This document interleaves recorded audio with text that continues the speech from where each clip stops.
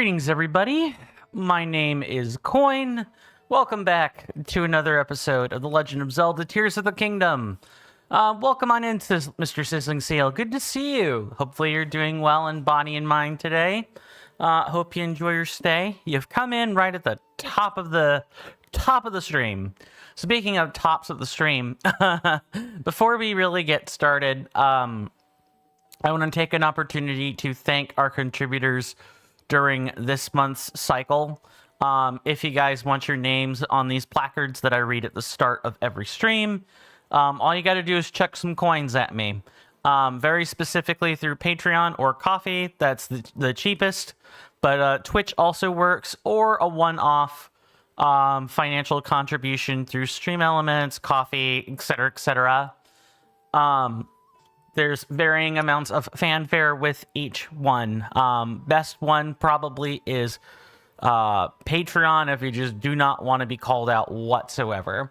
Because I know some people that don't follow that don't follow until stream is over for the same reason. Anyway, thank you to Mr. Rowan Darcy for their continued Prime subscription during this month's cycle. Please enjoy all the benefits that come along with the subscription package. I do not have any patrons or one-off contributors, but I would like to thank Mr. Rasby for their continued support with the Valkyrie tiered membership. Please enjoy all the benefits, perks, and privileges that come along with that coffee membership. Thank you very much. Why don't we... Whoops, I did not mean to do that. Why don't we play the camera minigame, eh? There we go. Okay, let's make sure chats are functional. Okay, chat appears to be functional. I hope by the start of this week, I will, or by tomorrow's stream, I'll have the bots set up and I can start officiating things through the use of a bot account, just to kind of like help clean things up or whatever. Mr. Sizzling Seal asks, how am I doing, Coin? I'm doing fine. I just made a cup of hot cocoa.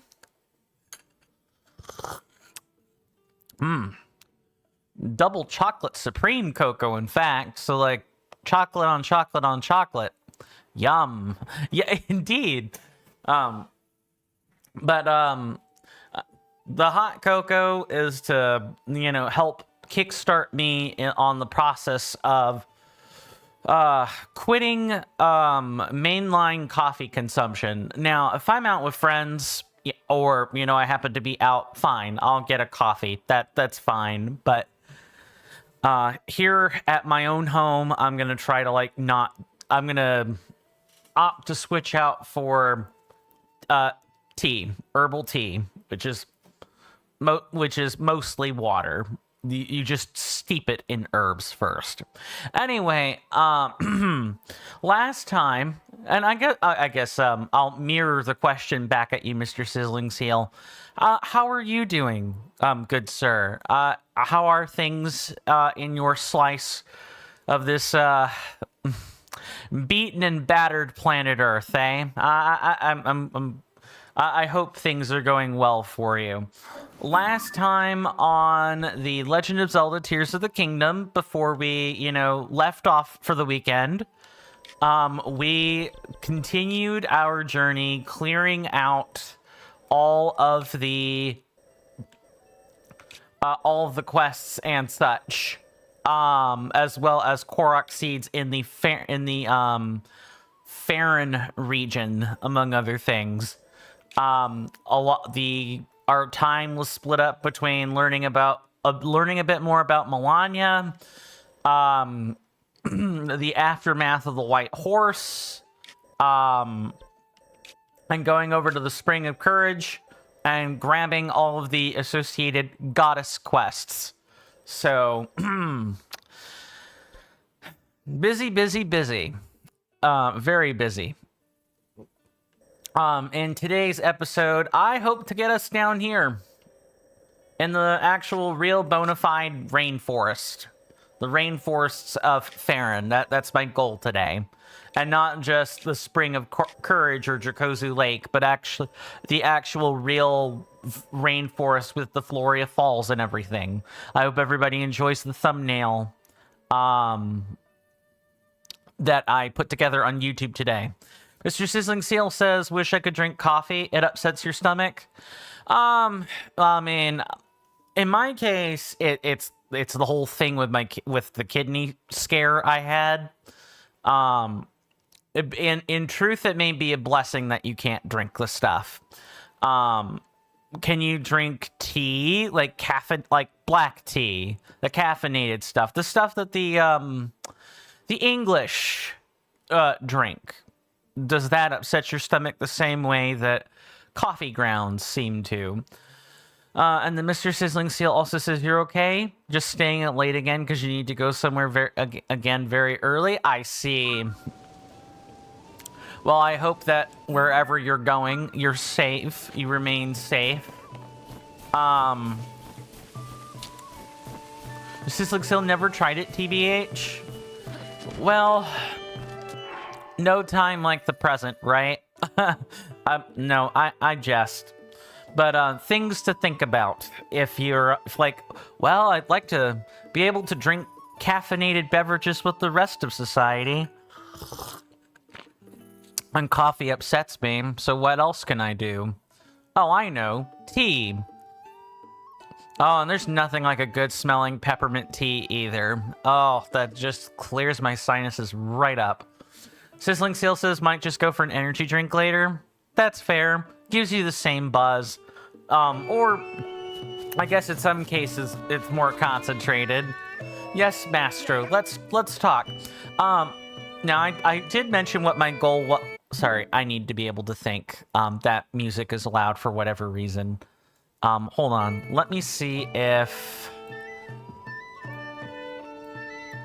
Okay, no, my computer is, Nope, that's not the computer. This music is just naturally loud. Mr. Sizzling Seal, I will answer that in 2 seconds when we get the, loud music out of you. We meet again. Did you come to see the Great Fairy? Yes, indeed. The Great Fairy Mia settled close to Snowfield Stable. Alas, the Great Fairy is hiding inside her flower bud. She's too frightened to come out, just like her sister at Woodland Stable. This Great Fairy always liked the timbre of Eustace's horn, so I thought to calm her nerves with his soothing tootles. Soothing tootles? Soothing tootles? Really? That can't be... You toot a horn. You don't tootle your horn. I'm sorry. I'm definitely not 12, I promise. I'd like to depart for the Great Fairy's bud straight away. Only one small hitch. Of course, our breezer's roof is broken, so we'd be at the mercy of the elements. Imagine if we were caught in the snow. Why, we might fall ill, and how could we perform at our best then? I did try to attach a roof to Breezer. Alas, I couldn't reach high enough to do more than set up some posts. If we can't put a roof on Breezer, our performance for the Great Fairy is as good as cancelled. No worries, Mr. Sizzling Seal. It's hard for me. It's weird, right?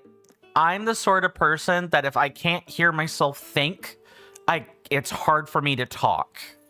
It feels like I'm talking into a wind tunnel, even though I'm not talking into a wind tunnel, right? You guys can hear me clearly just fine. I'm the person who can't hear himself think and is having a hard time talking. That's why I wanted to just...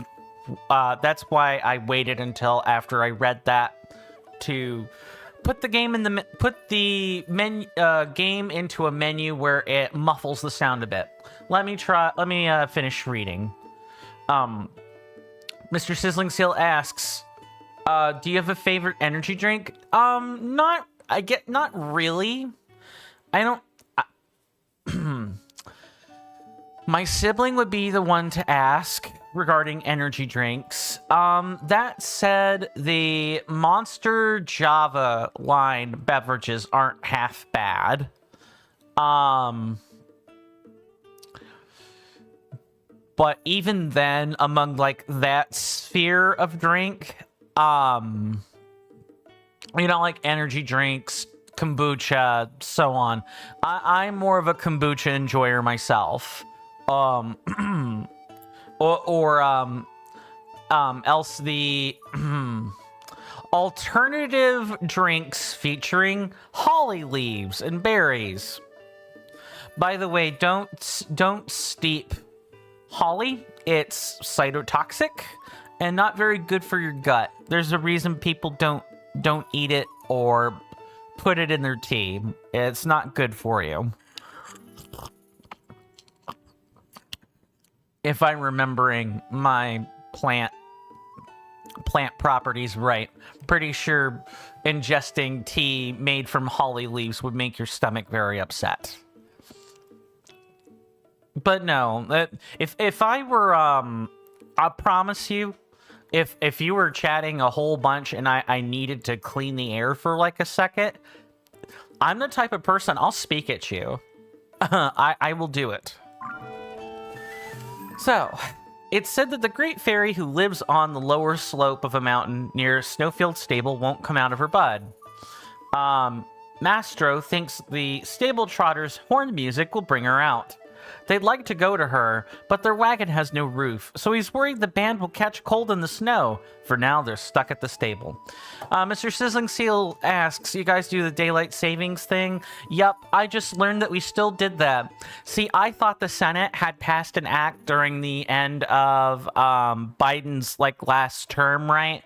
That's president number 46, for those that are less familiar with names or whatever. Our previous president, I could have swore I remembered the Senate and the House having discussions about, finally putting daylight savings time to rest, because it's not helpful. It would be better if we were open and closed at consistent times throughout the year. But yes, we do still technically operate under savings time. Yep, daylight savings. It sucks. I wish I lived in the reality where my memory was correct. Instead, we live in the timeline where my memory is wrong. Sadness. Sizzling Seal says, oh, so that's why you start the stream now at 2 a.m. instead of 1 a.m. my time. Yeah, it's not under my control. If it were, I would have already, I don't know, I guess I would have signed an executive order or something to, abolish it. Most of us here in the States, do not like daylight savings time. This isn't like the 50s or 60s where people generally understood the reasoning. No, most of us are fed up with having to spring forward and fall back, no matter how many catchy acronyms people make for us to remember, oh, hey, right around winter is when we should, fall back, and right around spring is where we should spring ahead. The fact of the matter is, there's some of us that never quite get a full winter or full spring. My two-state area is one of those places that we just don't get a proper winter until way late, and we hardly get a spring. It's just, is it cold and wet and maybe there's snow, or is it hot and wet and there's no snow? There's no in-between. Or like the in-between is so abbreviated it's not funny. Let me see. It's said that the great fairy who lives on the lower slope of a mountain near Snowfield Stable won't come out of her bud. Mastro thinks the stable trotter's horn music will bring her out. They'd like to go to... Oh, I already read this. That's why I did that. Okay. So they want a roof. I'm willing to bet it's not as simple as just this. I'm gonna find out.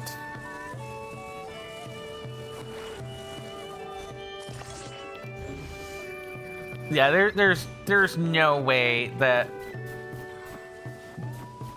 Yeah, there's no way whatsoever that that's gonna work, but I'm gonna try.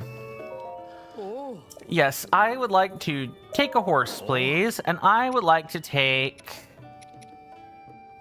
We'll take our original horse, because she has great pull, and you're not actually straining the horse to do that. No, all set. Wait, hold on. I feel like I missed a lot of text.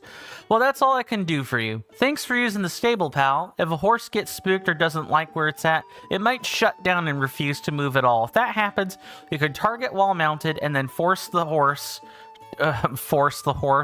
really? To move step by step. Just be sure you don't put your horse in a dangerous situation. What's this world coming to?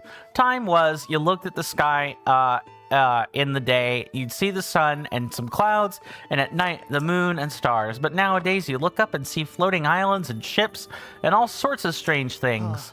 It's hard to look at the future with anything but anxiety right now. All right. Oh, I actually didn't know you could do this with your horse. You could strafe with... I'm sorry. I'm having a lot of fun making the horse move in ways that he would never move whatsoever. Oh my god. Oh, and if it's any, like, consolation to, you know, the times where I've talked about, a certain farm that I really shouldn't mention too many more times.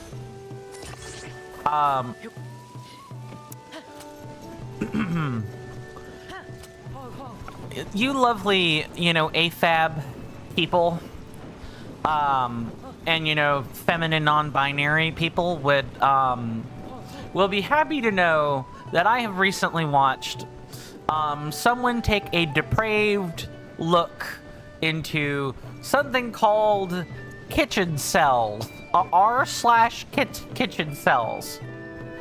I didn't know, and you know, I also learned about r/kitchen chads. Like, what is Reddit? We simply must put on a performance for the Great Fairy. Our music will be just the thing to encourage her out of her bud. But with the roof of our breezer in disrepair, we can't reach her. I'll take you. Did I hear you say you'll take us to where the Great Fairy awaits? But for that we have to... What's this? Our breezer has been fitted with a roof. The world hasn't abandoned us. I'll never forget your kindness. I accept your offer. All aboard, everyone.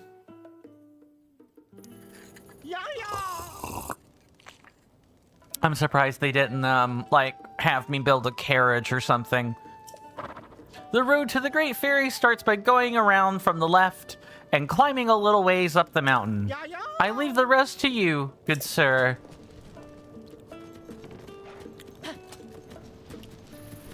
Okay. Come on, little doggies, I need you to get out of my way. Yep.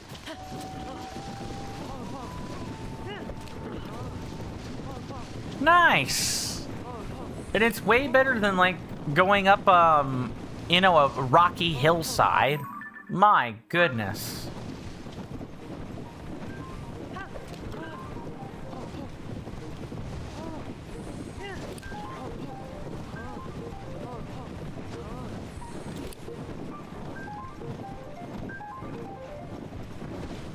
I don't like this.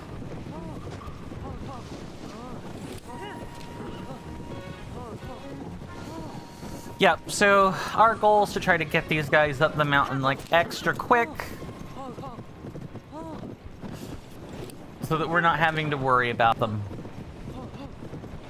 And the last Great Fairy we won't be able to unlock until we go to Lurelin. But speaking of Lurelin, this is a great time for me to remind everyone that our vote came to a close over this weekend. You guys couldn't decide. I had to break our tie. So I chose to break our tie by having us continue to go in the direction that I think makes sense. And if I hadn't put it to a vote, you know, I probably would have gone this way anyway. So, we're going to be heading to the Rubella Wetlands next, aka we're going to finally get to the bottom of why Lurelin Village has a pirate problem. Oh, great fairy! The stable trotters have arrived! We've done it! You have our thanks! You've taken us right to where we need to be. All right, everyone, no time to dawdle. Strike up the band. Our audience is the great fairy herself. Yep. Yep. Yep. Mm-hmm. I might have to upgrade a different armor set now that I'm thinking on it. And then after that, just to show the level 2 effect.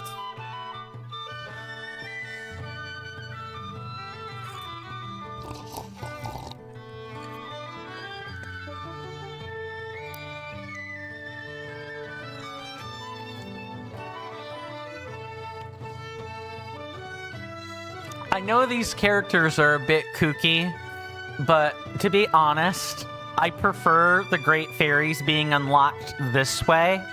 I just wish they weren't sexual assault fairies. That's the... I know. I'm talking about weird shit again, but I just mean the level 3 and level 4 upgrades are a bit much to be showing to what will most likely be somewhere between 12 and 14-year-olds getting this game and playing it. Hello, lovely lady. Men, if you want snapshots now, or, you know, masculine, AMAB people, masculine non-binaries. That was your chance to get one. The Great Fairy has returned to us. See, I'm bi, so I totally get ladies and dudes wanting to take pictures of each other. Just be tasteful about it. Be appropriate. And, you know, they're pixels on a screen. That's probably the best part. They're pixels on a screen. They're not going to yell at you for snapping a picture, you know, and if you're not wanting to take a picture of the stream, that's fine. You can go find this fairy and take a picture of her using your capture software. See? Easy. And you don't have to rule 34 yourself. That's the kicker. You don't have to go to saucy places on the internet just for liking pixels on the screen. The Great Fairy has returned to us. This is one of the greatest days of my life. The Great Fairy herself enjoyed my humble horn playing. What a day! What a divine presence! What splendor! I will remember this moment all my life. We can't hang around all day. We must return to the stable to share the good news. Thank you again, which leaves only your reward. Now then, don't be shy. Oopsie, that's left the old wallet pretty light, but that's no excuse to skimp on our thanks. A clear conscience is worth every rupee. The captivating Mia is now at peace, but she wasn't the only Great Fairy shut away in a flower bud. That's why the show must go on to the next Great Fairy's hiding place. Oh yes, I'll be borrowing this horse so that I can get to the next destination. But it won't cause you any trouble. We'll do the responsible thing and return your steed to a stable. Don't you worry. Well then, good traveler, thank you again. Fine. I guess I can't be that upset if you're gonna, you know, stable my horse for me. So you're the one who arranged those soothing sounds for me. I would have liked to be released by someone bigger. What the fuck? I'm sorry, I didn't mean to cuss quite that openly, but like, what? Hold on, where is it? Pretty sure what she said might even be... It's against the law. But anyway. But... Well, a slim little lad like you is fine too, I suppose. Are you trying to say you like twinks? Is that what this is? You like Twinkie men, Miss Mia?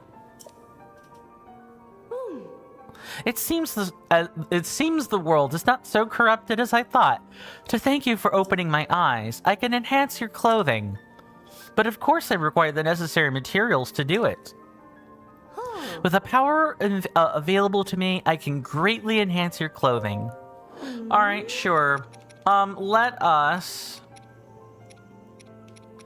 let's see. Let's maybe try... Oh, I'm trying to think. Let's try the glide set and see what happens. Just to kickstart our day, we can have fairies blow kisses on us. That's fine. As you can see, there's a star and a piece of text at the bottom. Isn't that just great? Oh, there we go. While you're here, if you enhance an entire set of clothes twice, it may bestow a mysterious power when you wear it. This isn't true of everything I can enhance, sadly. Any other clothing items you want me to work on? Sure. Sure thing. Okay, this is doable. This is doable. I'll show these once, and then we skip. Because...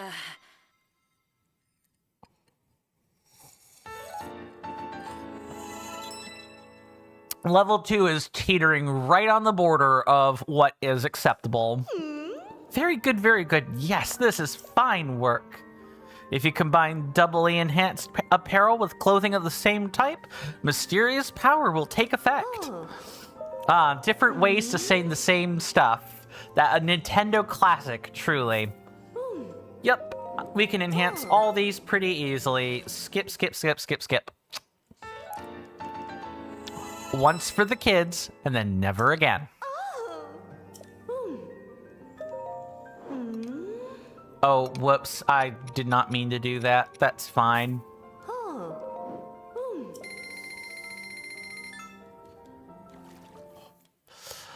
So, which of the great fairies is your favorite, everybody? I'm personally a Terra fan myself. Or Kesa. I like them both. But there are probably going to be plenty of people that like Mia as well.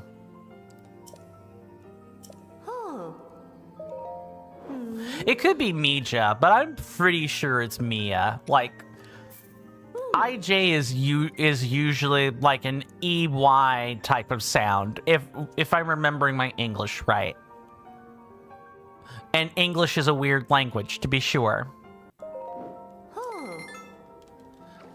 100 rupees for 110 rupees just to enhance this. All right, now what thing are we gonna get for enhancing this? That's what I want to know.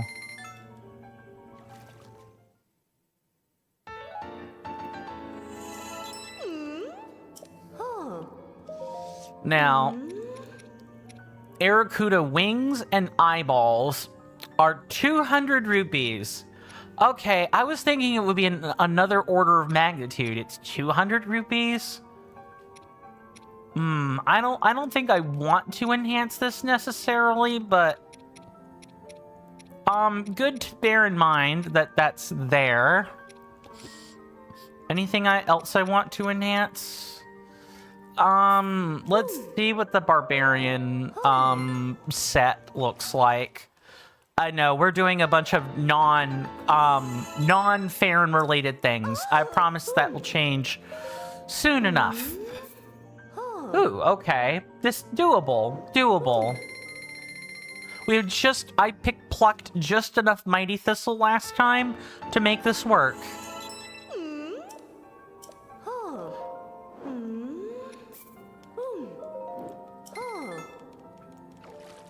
And trust me, having the barbarian set's gonna be upgraded by 2 levels is gonna be pretty nice.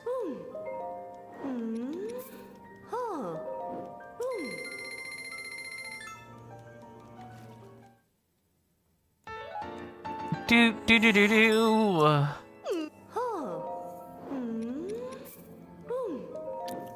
See? Murder hoboing is effective. And is a smart thing to do in this game. Truly flawless work. Take it and be grateful. Ma'am, you don't need this. This is a Wendy's. You don't need to force anything. Just say it's an awesome piece of craftsmanship and go about your day. Have the day you deserve.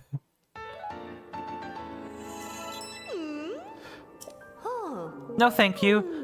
There are 4 of us sisters, and it seems like one of them hasn't yet brought her power back into the world. Once she returns, it can make her clothes even stronger. My younger sister Kotera is at a stable near Dueling Peaks in Necluda, southeast of here. See you later. And gone. And they weren't kidding. They literally did borrow my horse. All right. So if we, let's see. Impact proof. Oh, so impact proof means I don't have to worry anymore about gliding to prevent fall damage. Okay, and we're gonna test that like right now. We are going to go over here. I'm gonna mark some new Koroks and we're gonna get to business. If you guys want to follow along as we're collecting all of the Korok seeds and everything, do feel free to type in ! TotK MAP, and for you guys on YouTube, feel free to type in TOTK or asterisk or star TOTK MAP. I should have a bot making the rounds with the commands for you guys on YouTube. Because I know that just because I know there is confusion. I do have a Discord channel that on my Discord server where all of those commands are, and maybe a bit later I will we already did this by virtue. We go ahead and get rid of it. But we can... I'm sorry. I'm having a tough time braining right this second. But I've put together a commands channel on my Discord server in case you guys want to peruse the commands at any time whatsoever. I would say today we'll probably get done with Korok seeds. As long as I'm being resourceful and, like, smart and everything. But yeah, I work pretty hard to make sure you guys have resources available if you guys want to look at stuff or whatever. I just think it's a good thing to do for your audience, so that if they want to spoil themselves, they can do that. If they want to help you, they have and you're asking for help, they have the tools to make that happen.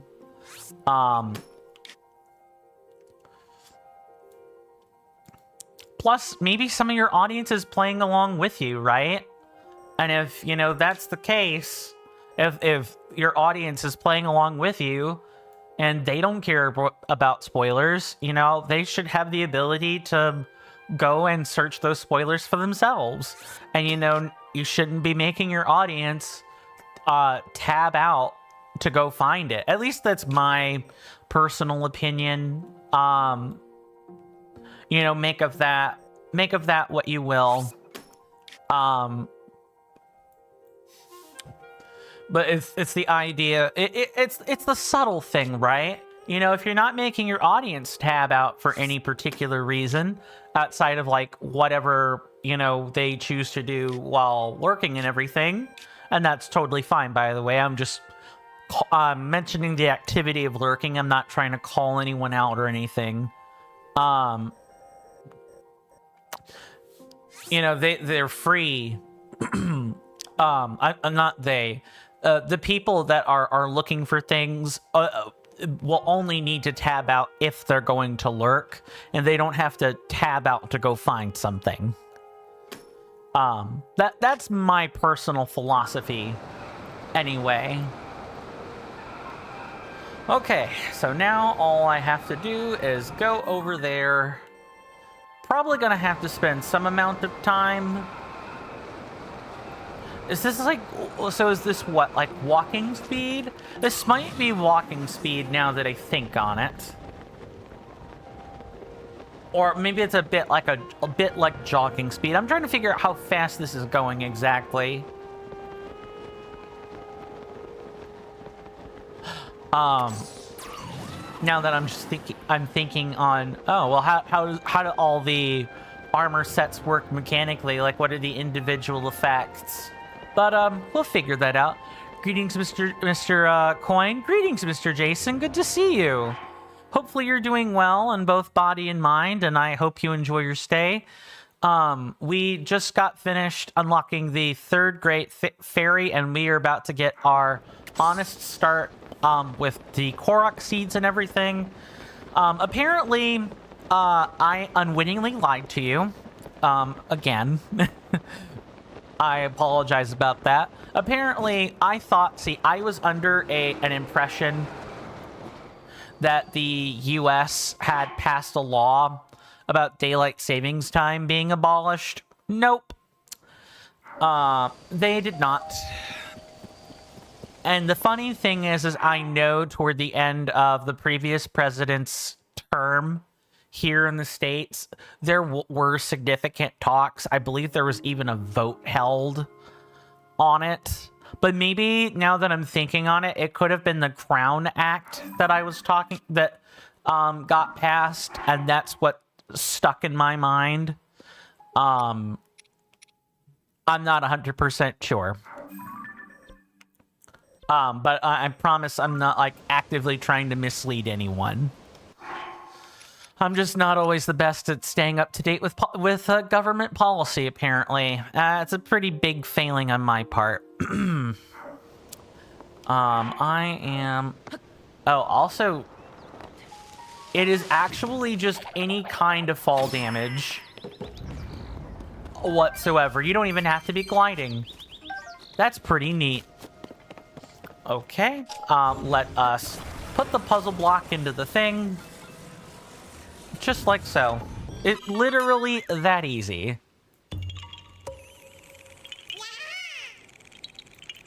But I trust things are going well in your slice of terra firma, Mr. Jason. Let me just go ahead and do all that.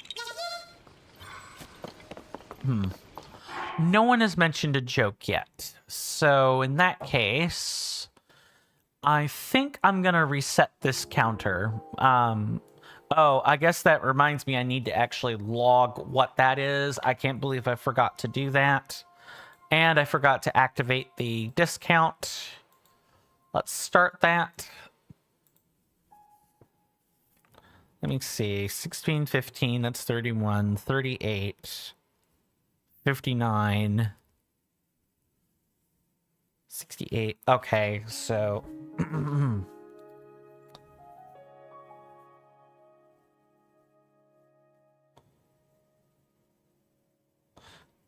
I'm just writing some stuff down. All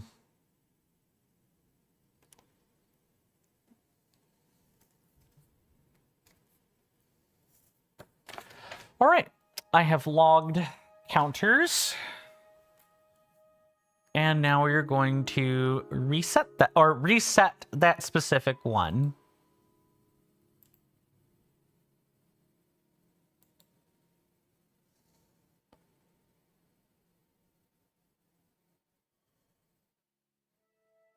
Oh, I thought I made it. Hold on, I thought I made like a hotkey or command for this. Yeah, that's exactly what I thought.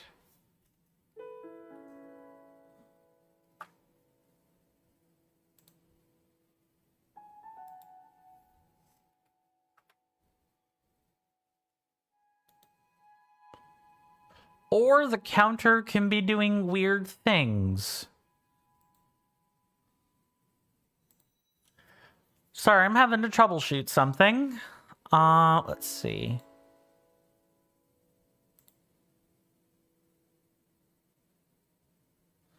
Oh, okay, I can just do this manually.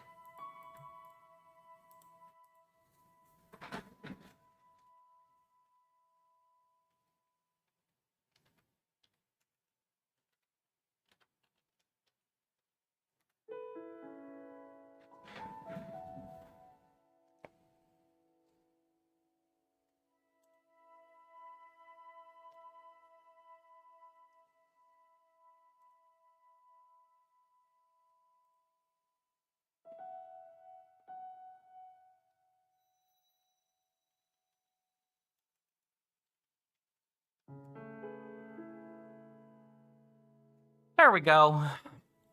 All here. All completed. Okay. Let's see. How do I want to do this?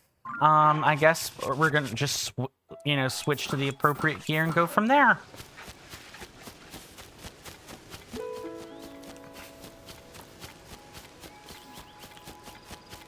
I hope everyone's having fun, doing whatever it is they're doing. Speaking of, Mr. Sizzling Seal says, good night and prep now, Coin. Hope, gotta go and prep. Okay. Hope you have a good rest of the stream. Thank you, Mr. Sizzling Seal. Thank you so incredibly much. Thank you for stopping by. I really do appreciate your company. Do rest well and be well, my lovely senator. I hope to see you back sooner rather than later, of course. But if not, for whatever reason, do take care of yourself and stay safe out there. And with that, we're going to continue our very important journey to collect all these Koroks. I might have to go get myself a cold beverage here in just a minute.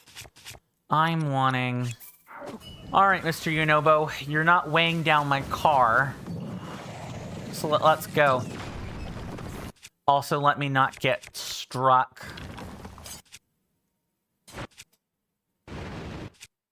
Okay, good. We're good here.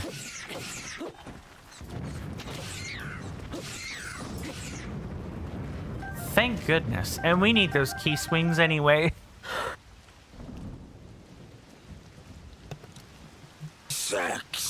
Sorry about that. I think I muted the sneeze in time. Greetings, Mr. Shiny. Hopefully you're doing well in both body and mind today. Good to see you. Hope you enjoy your stay. You've come in at a good time. It's usually a good time. We have started the journey for collecting the Koroks again after doing the... after unlocking the ferry in the Tabanthan Tundra. We already unlocked this one, and we have our first couple of level 2 set upgrades. The glide armor level, or the glide set level 2 bonus, has already come in handy. Great for not having to worry about whipping out the parachute anymore, unless I need distance. And I'm sure the Barbarian level 2 set will come in handy at some point. Although I hardly ever use charge attacks. Hardly. Nope, not that one. It's this one. And thank you for the redeem as well. I much appreciate that. For those of you on Twitch, if you want to use those redeems... all you have to do is look at the bottom left-hand corner of your chat panel. There should be a diamond shape with a number next to it. You just click on that. Those are your Twitch power-ups and channel point rewards. And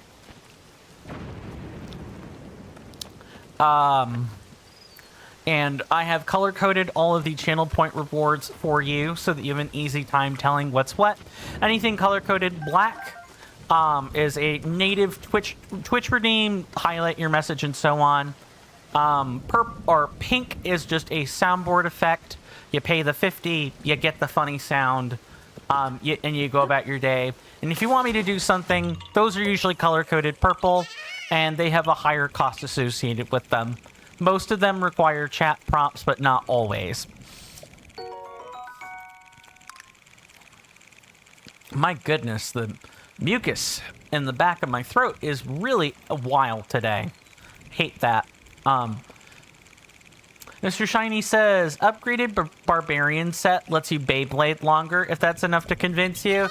I mean, I'm not a Beyblade enthusiast, but that sounds right. I think it had a similar effect, if I recall correctly, from Breath of the Wild when we boosted it up to the level 2 set bonus. Let's see. Should speed up the Well, actually, I don't know. Beyblade longer versus Beyblade more efficiently are two different things.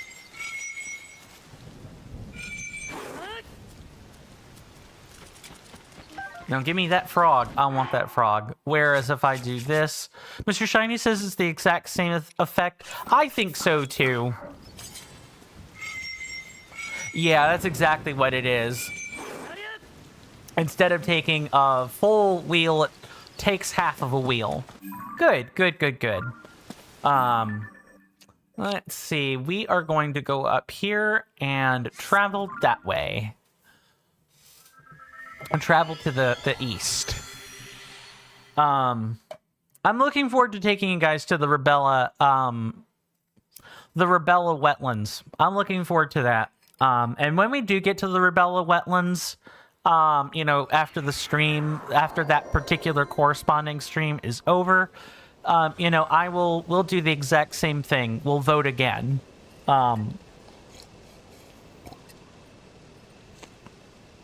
And we only have two options left. Either story or the Gerudo Highlands, because I want to save the actual Gerudo Desert for last, just like we did in Breath of the Wild, because I think that's only fitting. Mr. Shiny says, what's more, it's the exact same effect as the Fierce Deity set. Yep.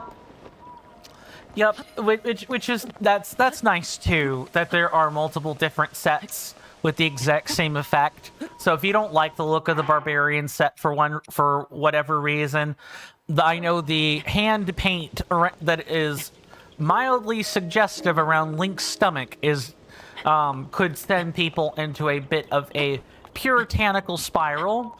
You have the Fierce Deity set, which is literally just a throwback to Majora's Mask. Nothing wrong with that set whatsoever. Oh no, I just needed to be a bit left. Nice. So it would be this one here, right? Yeah, pinwheel balloons. Yep, got it. Mr. Shiny says, I'd say the most fitting would be to visit the Zoras next and leave the whole Gerudo region for last. If I weren't putting this up to a vote, Mr. Shiny, that is exactly... that you and I would be on the literal exact same wavelength. I might double count there, but I don't remember counting this one. Yeah, I would likely go there next. Oh, hello. We have our lovely friend, the Thunder Dragon. Okay, not a dragon, but... look, it's dragon-shaped, okay? I jest. I know, it's a three-headed, half-dragon, half-hydra type monster. It's like if a dragon and a hydra had a baby, that's what a Gleeok would be. It's fine. Speaking of, I guess here's a lovely, just random question I can ask folks. How do you feel about chimeras? You know, the idea of... and, I guess I'll have a follow-up question to that. But just like fusions of either different animals or, you know, different mythological creatures. Didn't know Hydreigon or Hydreigon? Hydreigon? Insert Pokemon devs need to make a pronunciation guide for their names that doesn't involve the anime, because the anime famously gets things wrong and inconsistent. I'm looking at you, jelly-filled donuts that totally aren't just, you know, onigiri balls with cherry lumps in them. You hear that off in the distance, my senators and inductees?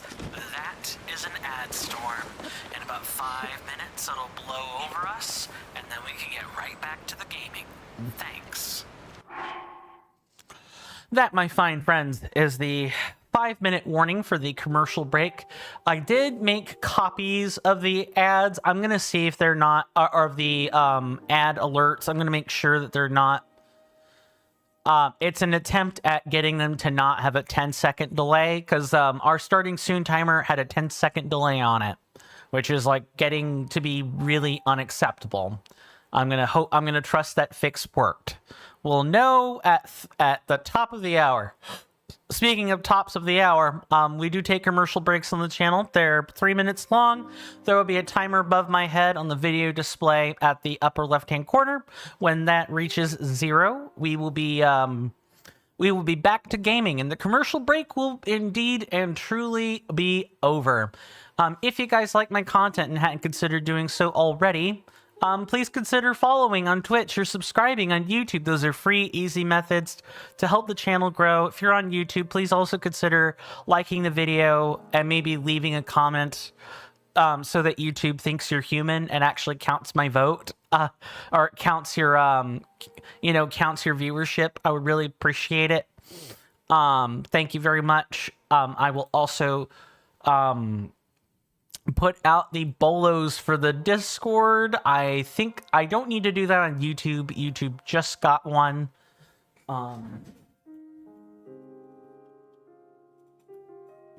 Just gonna do that. Thank you, Mr. Jason. I appreciate the assist. I apologize for contributing to spam for those on Twitch. I'm gonna read, and then we're gonna keep moving. Hydra and German 3.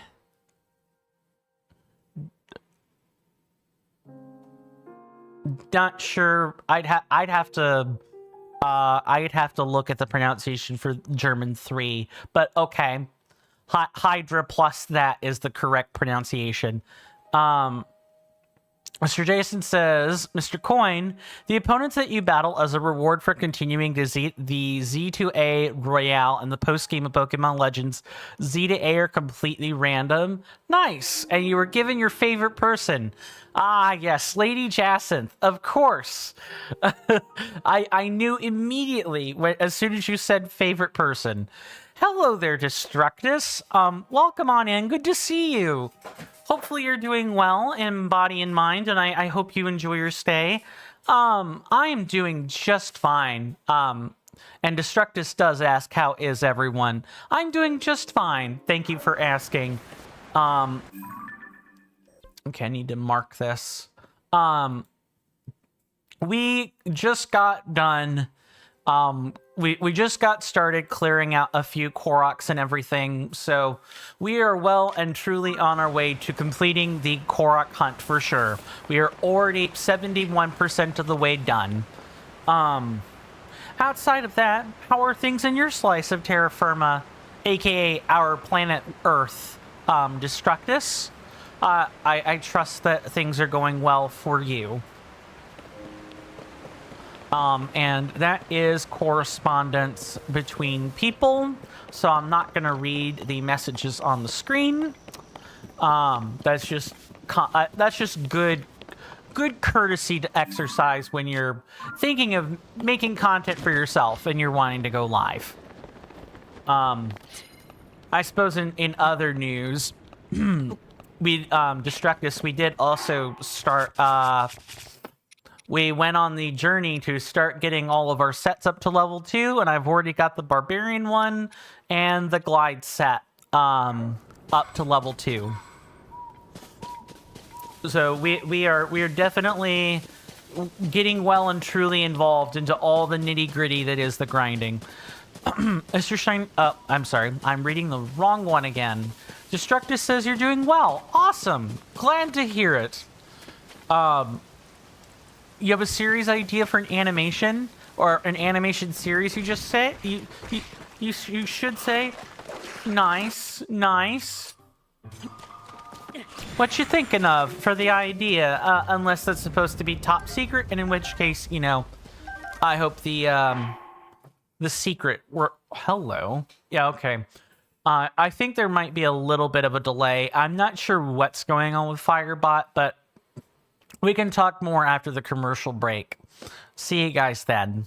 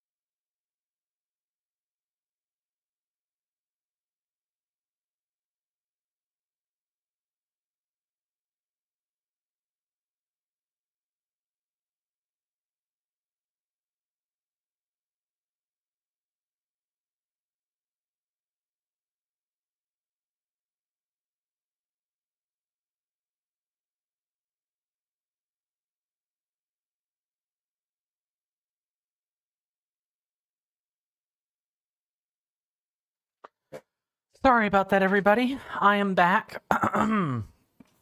I got caught up in a little bit of a conversation outside my office, so I went and managed that while also getting a drink and other things. So apologies for the lateness. Let me catch up on chat, and then we can we can keep moving, especially since the game seems to have decided to drop the music again. See, all that conversation seems to be Mr. Shiny says I must go for now, but you'll make sure to ask them for some specifics later. Well, Mr. Shiny, if you're on your way out the door, thank you for stopping by. Good to see you again. Hopefully you rest well and you continue to be well.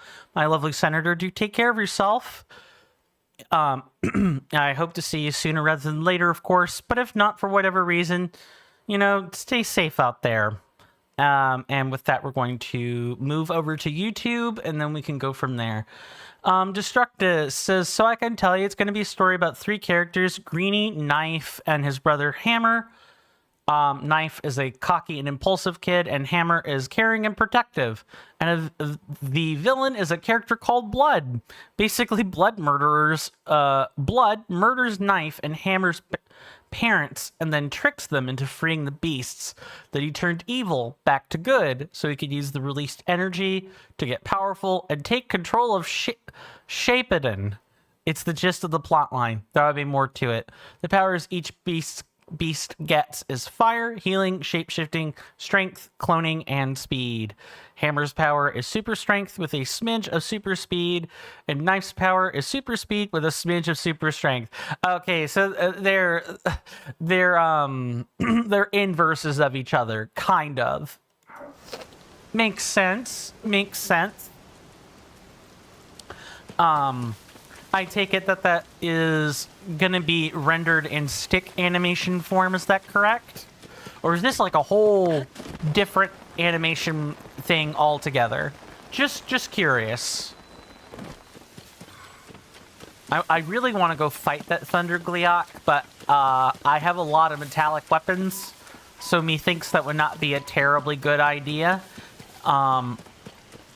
Destructus says, yes, it'll be animated in stick form. Awesome. That's what I expected, but I wanted to confirm my hunch. You know what I'm saying? I want to get used to, I want to get used to people's proclivities and things. Yeah, the idea seems fine. The important thing is, do you like it?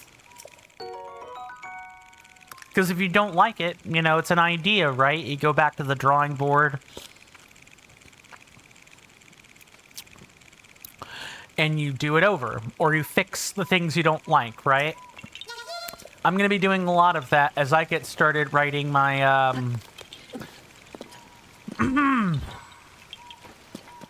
interesting, saucy literature in the upcoming week. I really want to get a start on that, because, the literature content mill that's happening right now is truly out of this world. That's kind of what I'll say. I'm trying to like tap dance around the subject matter in specific. Destructus says, yeah, good. That's the important part. It's also based on a comic you made, but you're going to tweak the story from the comics to the animation. Awesome. Here's to hoping you don't get any writer's block from coming up with the plot and everything. And that process is smooth. As someone who is essentially... Look, I'll be honest. I was studying in life to be a scientist, right? I say right like people know the story. I was majoring in the biological sciences. I thought that's what I was going to do with my life. I was seriously intending to do that with my life. And then I ran out of college funds and I had to figure it out all over again. And now I'm basically the starving artist. I know the kind of creator that I am. Yes, uh-oh.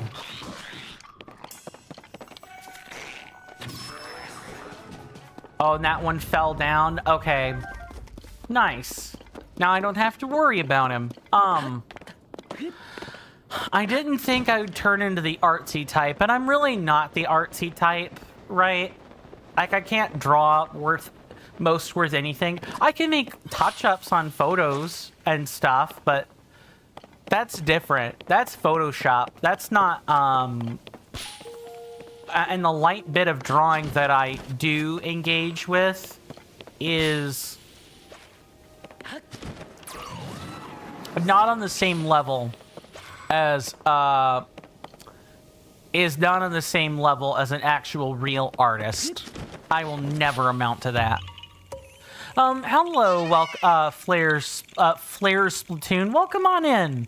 Good to see you. Hopefully you're doing well in both body and mind today, and I hope you enjoy your stay. Flares Splatoon says you love Silk Song. I've heard it's pretty good, if in quite difficult. You've been addicted to the game, and you're looking forward to the pantheon of Farloom if there's DLC. Oh.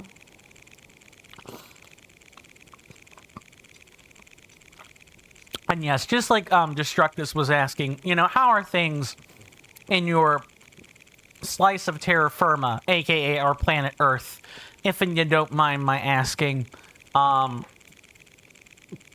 always like to get a sense of how my audience's day is doing. You've come in at a good time. We are clearing up many Korok seeds. I already got that one. Yeah, it was stationary lights. Let's see. Yes, I did. Okay, I need to mark that.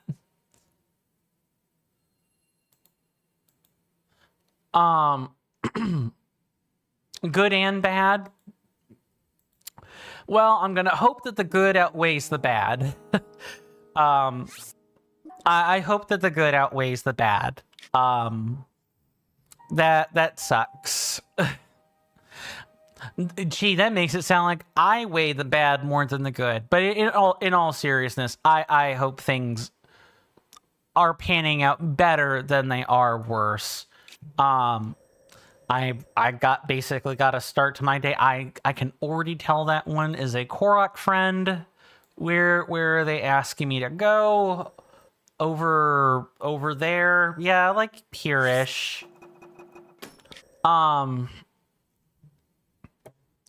Flare Splatoon says easy school week, but you most likely have to do physical therapy. Ooh, yeah, I totally get that. Not easy stuff. My folks, my parents, often referred to physical therapy as the physical therapy. Or they refer to the therapist as a terrorist, jokingly, just because of the fact they're usually sore and in pain afterwards, whenever they've had to have like a physical therapy regimen done. We all know the therapist is just trying to do their job.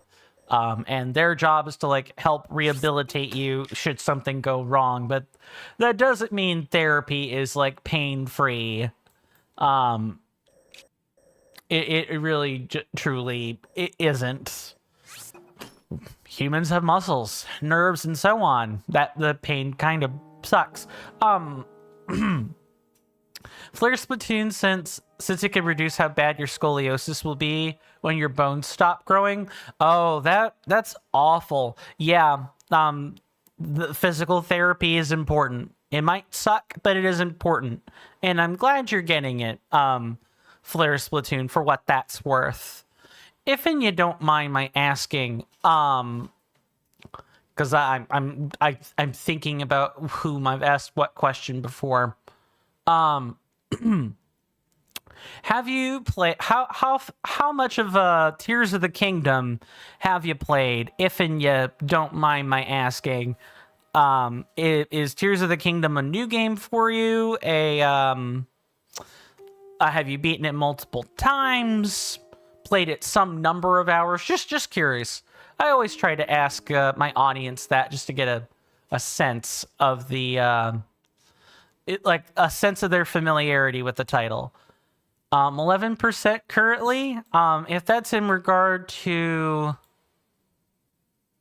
11% currently, that might be in regard to the bones growing. In which case, Oh, yeah. You know what? Your name is ringing a bell. I'm sorry, Flares. Yeah, good to see you again.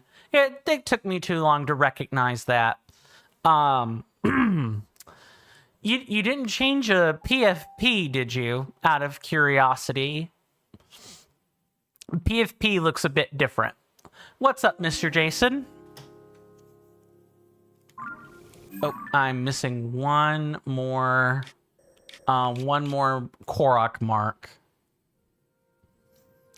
Flair Splatoon says, I forgot. I think you did. It's fine. I should have recognized the name, but I thought it looked a bit different, and that made me perhaps lean toward, oh, maybe this wasn't the same person. That said, still should have recognized the name. But thank you for the reminder, because I know that conversation was awkward. As soon as I started asking a question, you're like, wait, he asked me this before. Why? Why is he asking me this again? Yeah, that's why. Coin definitely had a brain fart the size of Mount Vesuvius, that's for sure. Mr. Jason says, I did the calculations this morning, and your upstairs room, known as the Royal Collection Room in Animal Crossing New Horizons, is worth exactly 4,733,130 bells. And yes, you've made a breakdown list of the individual cost, as is to be expected. You keep meticulous records when it comes to that stuff. You prefer this PFP? If and you don't mind my asking, Flares, do you know what the that's a dumb way to ask this. What did you choose for the profile pic? It looks interesting, to say the least. We're gonna... do I want to crawl up, or do I want to fly from the sky? I think I want to fly from the sky. Also, I just enjoy, I enjoy the paragliding. Any excuse I have to paraglide, I'll take it. It's from Splatoon itself.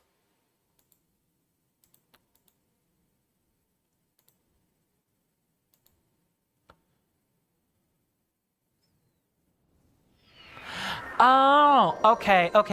Yep. I got it. I apologize if the stream got crunchy for a second there. I went and actually looked at it. It's a squid kid. That's a nice looking profile picture. Armor and art, like clothing and everything. I am not a Splatoon enthusiast by any means, but it certainly can be fun to watch. And if there's any Splatoon like content I recommend people watch, it's always the Chugga Conroy Splatoon 1 and Splatoon 2 playlists. Like, not the only one, but if I'm watching Splatoon, I am watching it to see people experience the story, and not so much for the competitive play. That gets rather rote and dry after a while, but that's me. Pro Chara, you recommend? Is that a, is that pro character? Or, is that the name of like a content creator you're referring to? Just so we don't get our wires crossed or anything. But while I'm thinking about this, let's put that on.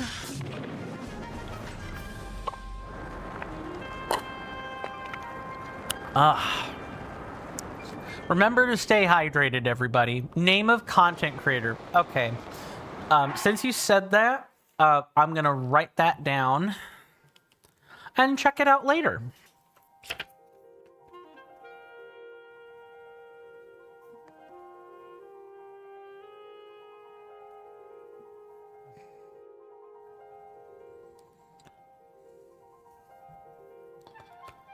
Okay.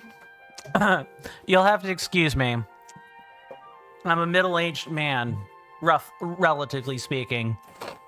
Because most people aren't living to, more than 70 if they're lucky.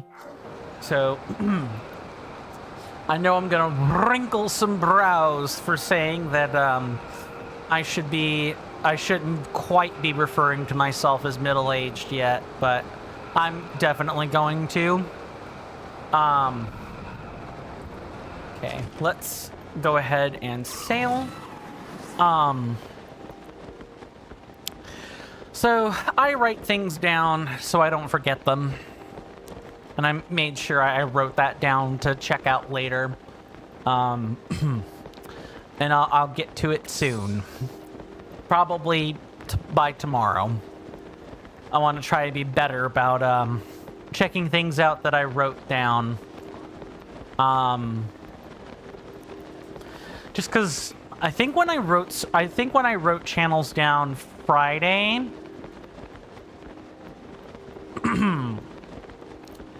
when I wrote channels down Friday, after the stream, I already went to work on the tabletop campaign that I'm DMing at the start of next year.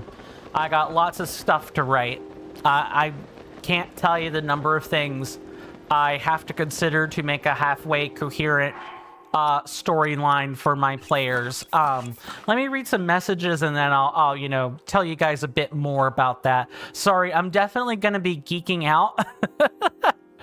If you guys like tabletop stuff, you'll probably like the story. And if not, you know, I probably just made a couple of young people, you know, tune out just like that.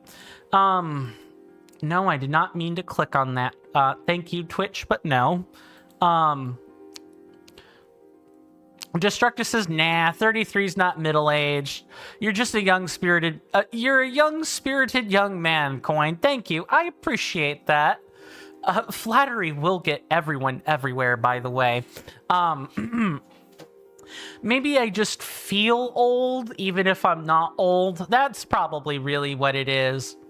Flair says they're a competitive player, also on the spectrum like me, while making really easy to watch content. You know, us spectrals have a way of finding each other. It's really quite fascinating, I've noticed. And by spectrals, I mean people on the spectrum. That's just the formal cool kid word these days. It used to be neurospicy. Now it's spectral. I prefer spectral if people are going to be using words for this. That's totally fine. Flair's Platoon says, you're still young. I appreciate that. 40s to 60s is middle-aged. I mean, I'm only 7 years away from that.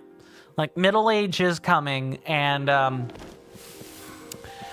it's definitely not going to be a fun experience. You know, assuming I don't go the way of Count Mirabeau from the French Revolution, the history preceding the French Revolution, and die of a complication due to heart attack. Assuming that doesn't happen, being middle-aged will be fun. Hello.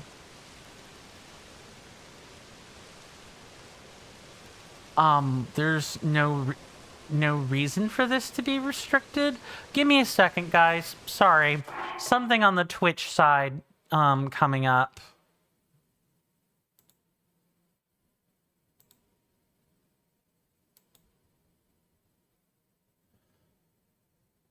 Interesting. Let's see. Mr. Jason says, even though I represent the TCC and now the SBC at the highest level, you don't have a PFP. That's fine. You don't need one. But then, you do have one on the other profile, of course.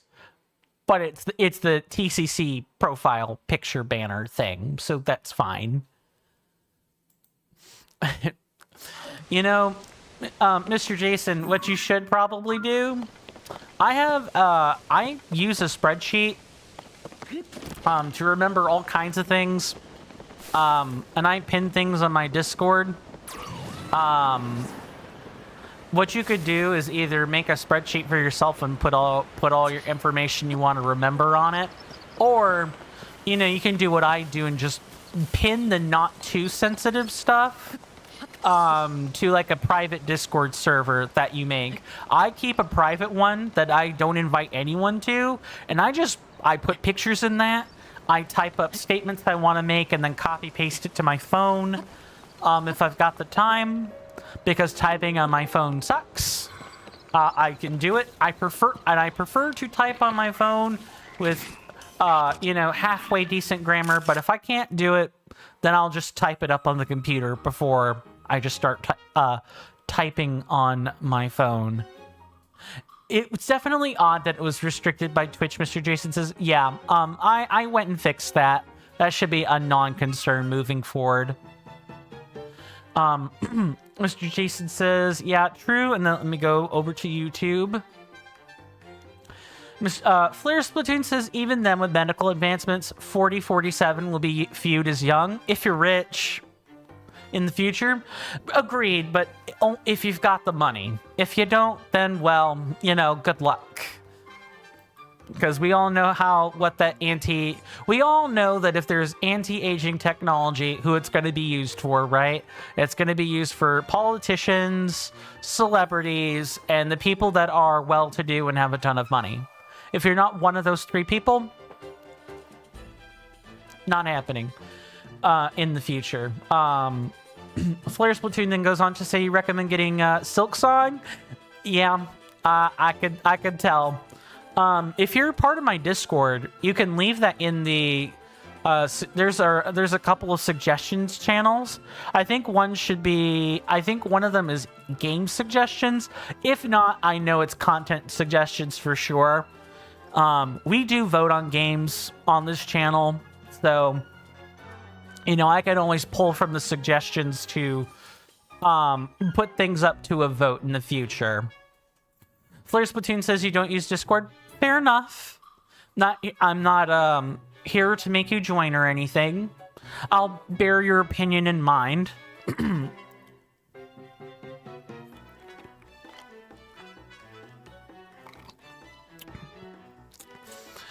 Mr. Jason says, I wish that I could remember the original account password. Well, is the account like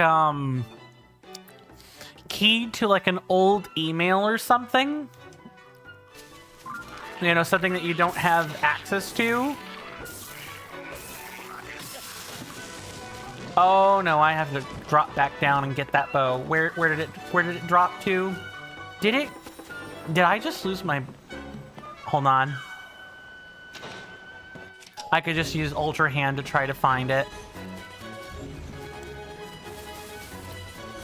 Unless I picked it back up. No, I definitely didn't pick it back up. It's fine. We'll make this work.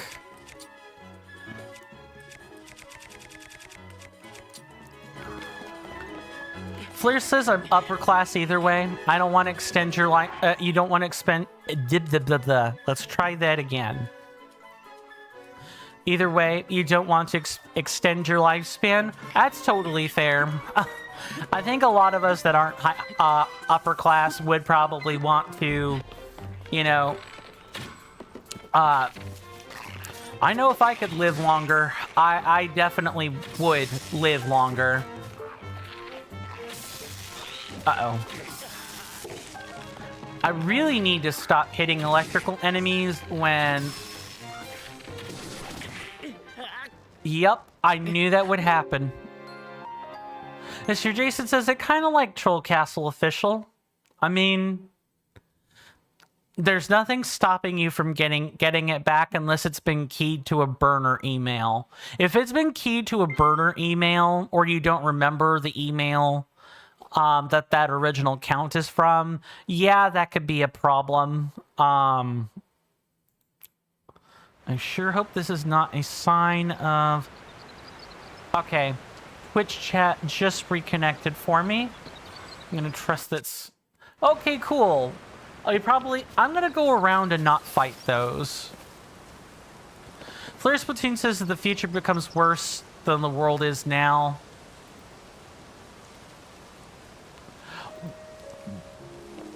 Okay. I'm sure there's another sentence that's going to be following that one, so I'll wait before I issue any comment on it. Okay, we're going to take a picture, and we're going to not fight those. I know I probably need to fight them, but... Mr. Jason says, oh, I remember the email. It's just the password. I mean, hey, then, the one holding you back from getting the account is like you and the support staff, right? I have confidence that you'll get a Troll Castle official back. You'll get the password for it and be good to go and everything. I'm gonna take a snap at that for the... I like that picture, but this picture is definitely better, for sure.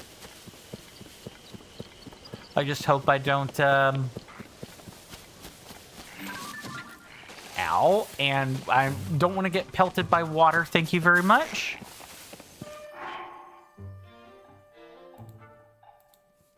Okay, yep, alright. So that was the whole sentence. You're reiterating it here.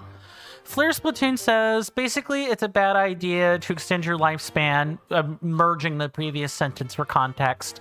Depending on the state of the world, when those medical advancements happen, yeah, probably. And, you know, extending your life comes with a whole other litany of extra complications, right?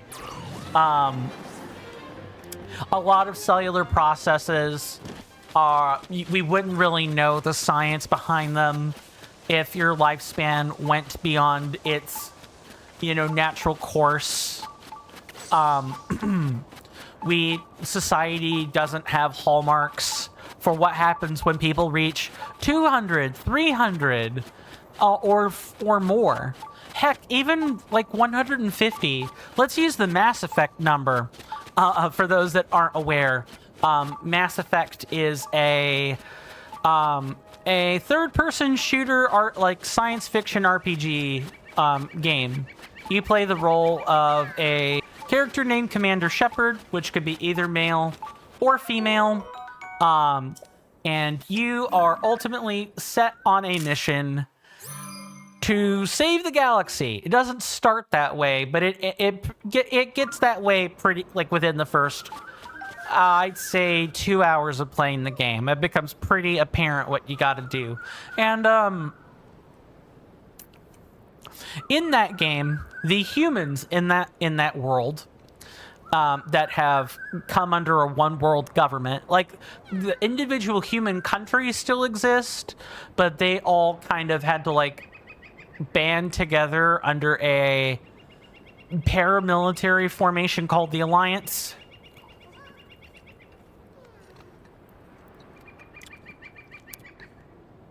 And because of the advancements in technology there, humans get to live to be 150. They get an extra, like an extra 50 years, like 50, 60 years on top of what their expected lifespan is supposed to be. I'm feeling particularly low tech today. I'm gonna just pluck and carry.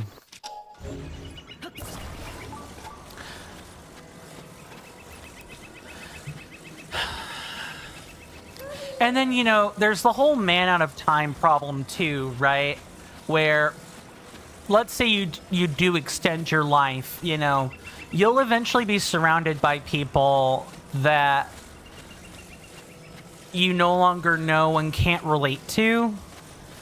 Especially if you're a man, right? I'm just gonna set this down and grab this real quick. As a man, you know, if you, let's say you outlive your spouse, right? And you were still young, your life expectancy was still such that you could still go out and remarry again. Could you imagine being, like, say, I don't know, 110, 40 years before, you know, the maximal life expectancy kicks in, and you have to find someone from, like, the previous last century to try to relate to? That's awful. Because that pool would be really small. It kind of small if you're, you know, straight, but if you're non-straight, I did not mean to cook crab, but whatever, video game. Imagine, you know, the non-straight population also having that to worry about. that would not go over real well at all. Then the kinds of relationships that would end up, you know, being cultivated as a result of a life extension would be rare, but at the same I would really like you, Nobo, to stop cooking when I'm farming, please. You know what? It's fine. At least we can nourish health as this happens.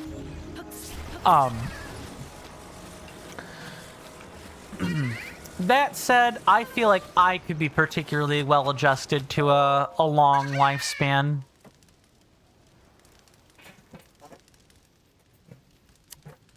Let me read this absolutely gigantic message. I'm joking. It's just the Twitch panel making it gigantic.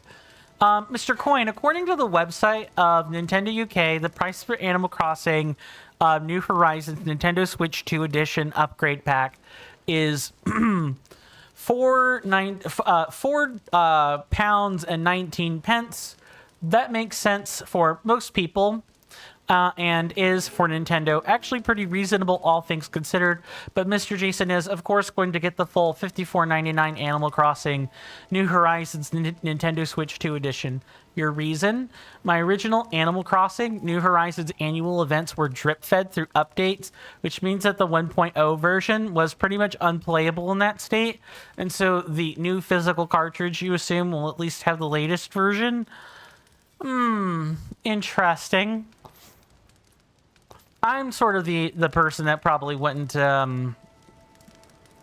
mind that too much.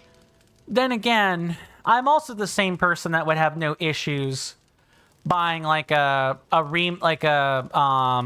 anniversary edition of, you know, Fallout 4 if it would make the game, if the game would run on a better engine and the experience would be better. So your mileage will definitely vary with that. Flare Splatoon says, turn it off. Don't like cooked crab, eh? Yeah, I'm gonna turn him off. Imagine the Fallout 4 Anniversary Edition. No. No. I don't want to think about how many times Todd Howard will have squeezed value out of Skyrim and Fallout 4 yet again because their office, like Bethesda Studios, just can't seem to get a grip and make any fantastic games. I don't know what the problem is. It's like they're stuck in their own heads. I've heard some of the things that their devs have said following Starbound.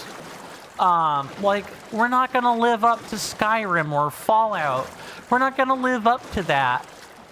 And it's like, and hearing a dev say that, it's like, well, why don't you sell the company to new management then? If you don't think you can live up to your past for whatever crazy reason, you know, at least you could, you know, pass the company on over to people that actually care and aren't going to sit and complain about how they can't live up to their past. I get it. You know, Skyrim was a buggy mess. But guess what? You know, Skyrim also didn't have all that many, let's call it ideological disasters implemented by Bethesda in order to pander to people. I'll let people fill in the blanks on what ideological disasters I'm referring to. But the idea that you aren't hand placing things in your auto dev world is wild, and generating random stuff with nothing in it is something for the roguelikes to do. People expect better of Bethesda titles, but that's just me. Mr.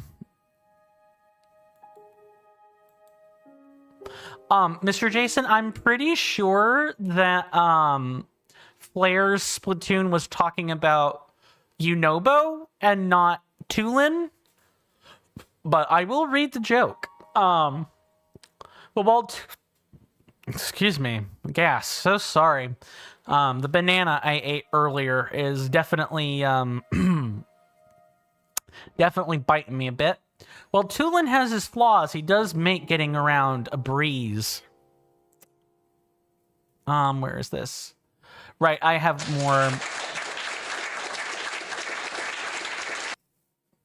more Plos tracks. And so now I have to scan a little bit more carefully for them.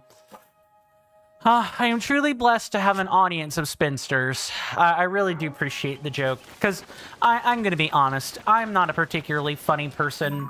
That's not a strength I have. I'm not Markiplier, Jacksepticeye. I wish I could be as funny as Chugga Conroy, and Chugga Conroy is like, he does things. Sometimes he makes a joke and it's funny. Sometimes the things he just genuinely does are funny. I wish I could have that level of humor acumen. What? Oh, I meant to do this. Let's not turn off Yunobo either. He's on a roll. All right. That's getting the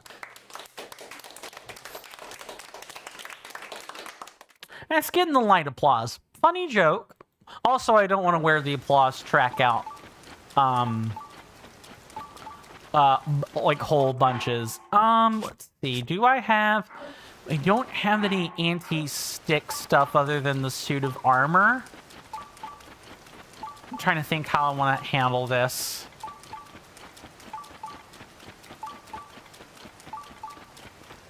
Only way I can think of to handle it would be to like stick a couple of rockets on top of a platform. Oh, you know what I could do? I know exactly what I could do. We could just make a floating platform. We can literally do that. One rocket, one floating platform, one battery. Let's see. Take out. I guess I have to kind of do it one at a time. And one of those.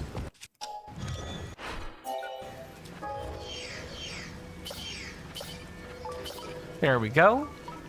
Right up there. There's a reason I haven't whipped out the hover bike yet.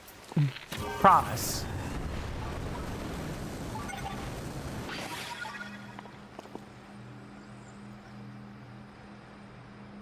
Is this thing tilting? No, I guess not. Mr. Jason says, when COVID first ended, Mr. Coin, me and a group of friends went bowling. They were a little hesitant, so I went first to get the ball rolling.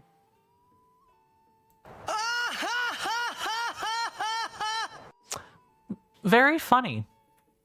But we definitely are keeping up the whole, joking, like after the preceding joke, using the same, joke line. So it is funny. But that is getting a Titus laugh, for sure. Now, oh, this is, okay. This is, it's telling me it's above. Oh, I guess it's not the same place it was last time, huh? Yeah, you know what? That makes sense. They moved around the shrine. Let me make sure I've caught up on chat. Okay. So, if you guys could live to be any age you wanted, this is just a random thought question I'm asking, and I'll get back to what I was saying earlier. If you guys could live to be any age you wanted to be, all the human health markers were there, just a nice, healthy age with nothing wrong. How old would you live to be? I would probably be just fine with 300 years. Or even 1,000. I wouldn't mind living that long. It's a long time, I know, but And I know everyone's gonna bring up the whole, oh, you're immortal, but you watch your friends die.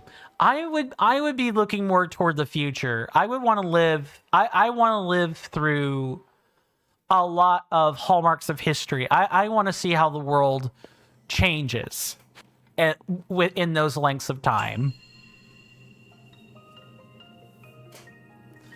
But that's just me.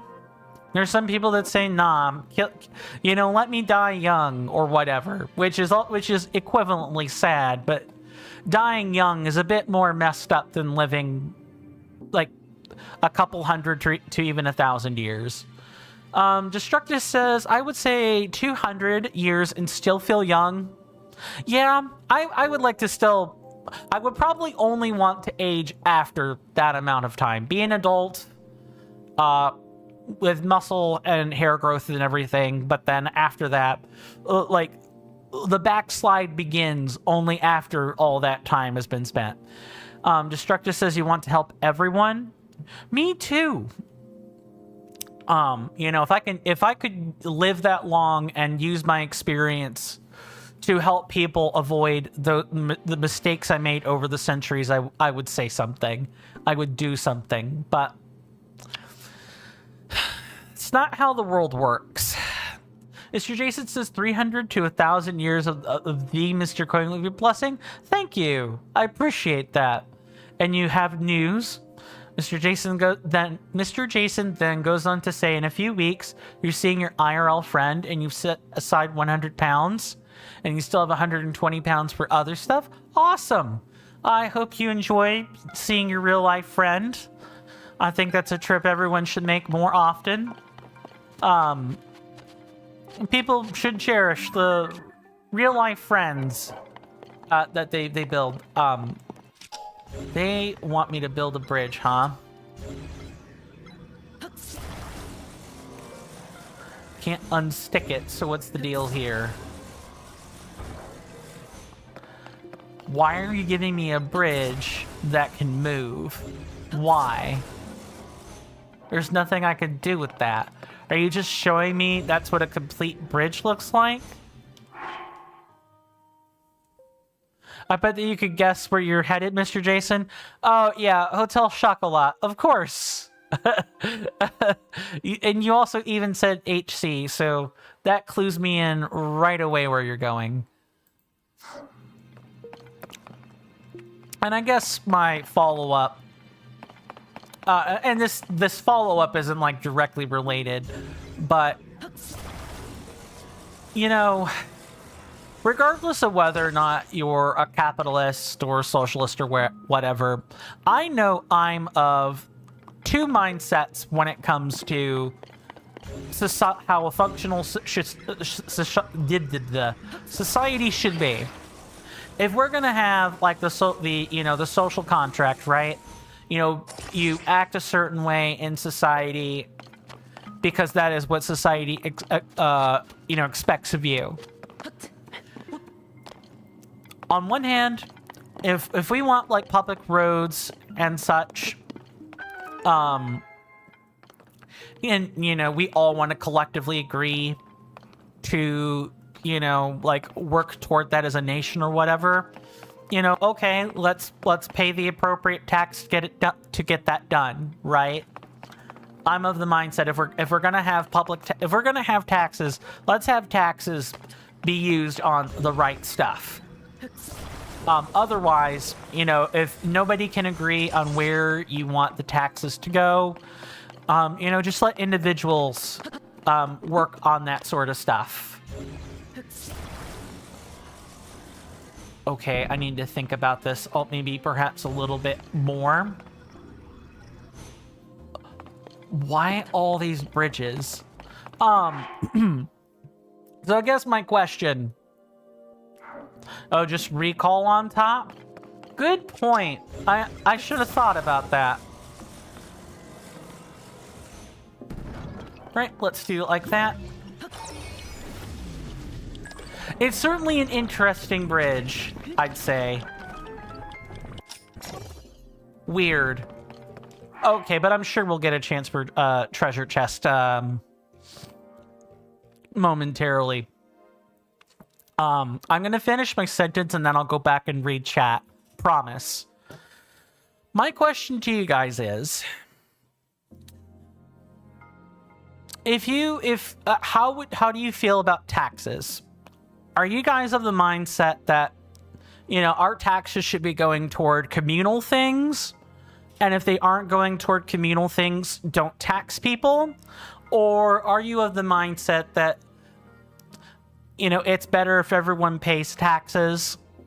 Like, of course, there's supposed to be the implicit understanding of, you know, taxes working toward a functioning society, yada, yada, blah, blah, blah. To parse the question down into more general terms, are you guys of the school of thought that the taxes are like an implicit thing, or are they required for society, or are they not required for society? I'm of the opinion that if you're going to have a community, if you're going to have community projects, you know, fine, raise money. That's what taxes essentially are. If not, and nobody can agree on how money should be spent, why? You're going to have people mutiny and say, you know, you're stealing my hard-earned cash to spend on what? What are you spending it on? Waste. Mr. Jason says, once you complete this shrine, would it be the unabridged version? Oh, that joke definitely worked. I promise. That was a pretty good one, given the circumstances. Okay, so we have this bridge here. I got another bridge. And a rail track. Interesting. No, I don't want to do that. It's just making a bunch of bridges. And they want us to recall... Oh, that's what's going on. No wonder. Oops. Yes, this is a weight used to, like, suspend the bridge from.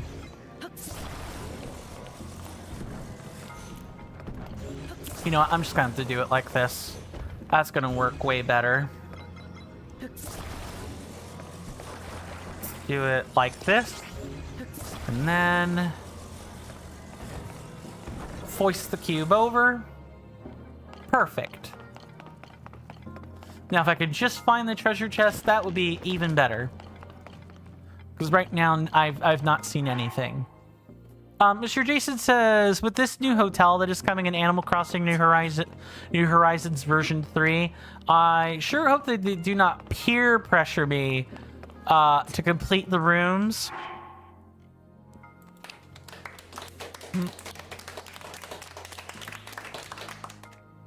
Because these are like, you can put these hotels on a coast, yeah? I might be missing the premise of the joke here.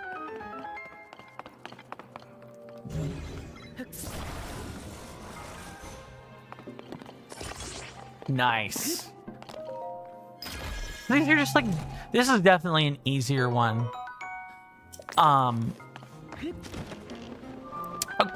You sure can? That's cool.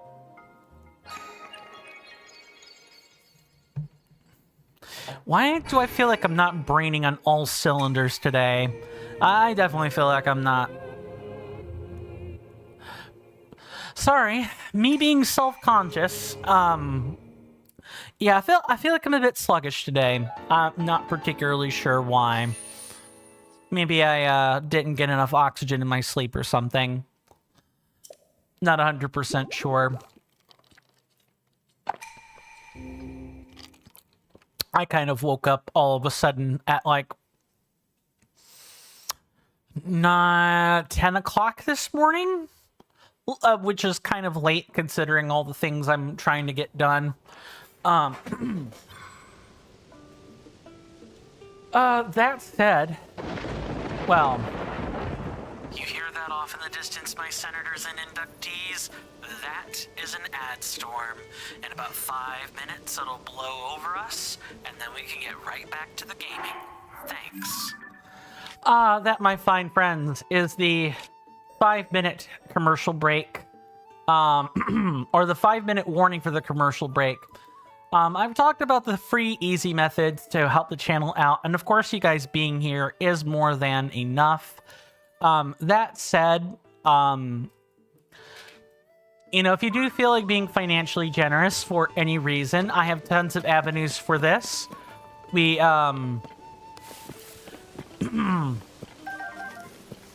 there's my brain slowing down again.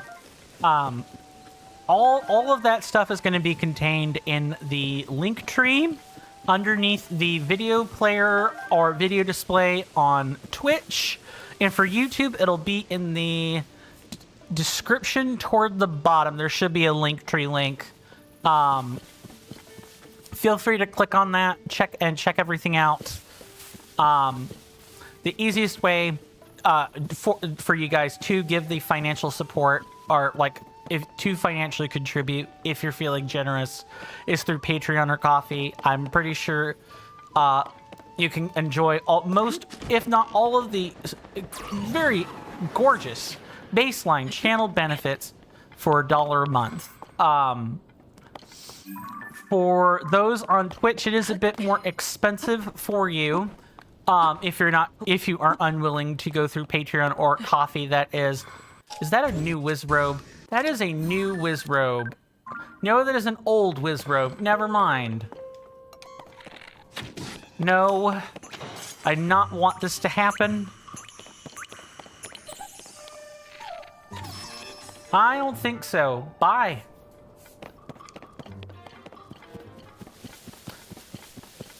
We're just gonna leave them alone. How's that sound?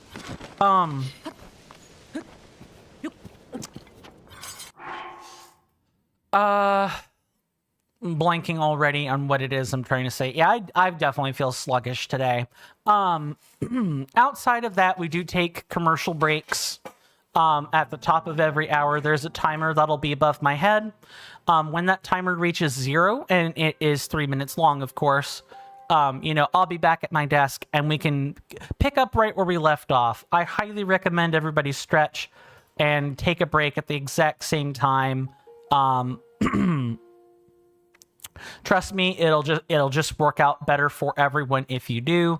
I structure my ad breaks this way, so there's little FOMO. You know, no one's missing out because I'm playing and you guys are getting a commercial while that's happening. It's just better if I don't do that, right? And I know I'm definitely of the type that if I'm watching a streamer, right, I want them to be structuring their ad breaks in a way that minimizes the content loss. It kind of sucks when they don't do that. Truly. Let me go back and catch up on chat again. Mr. Jason says, also, Mr. Coin, on a non-joke discussion, you do love that you're getting a hotel and being able to, as the trailer said, improve your island brand recognition, as that just adds to the luxury resort theme that you've gone for. Yeah. And it's definitely on brand for like Nook Enterprises, right? Mr. Jason goes on to say, Mr. Coin, you are also more than halfway to 100 channel points here. That's awesome. That means you could redeem me. You could redeem 10 times, not in a single sitting, but 10 times overall for me to not say a certain word, which is just absolutely wild. And nothing on YouTube has changed, so we're good here. We're just gonna cut this and go about our business. I thought not. Oh, this is the same Thunder Gleeok. You know, we'll probably make a note to kill it after we come back from our commercial break, because I'm looking for a challenge, and I think combat will gin me up pretty nicely, all things considered.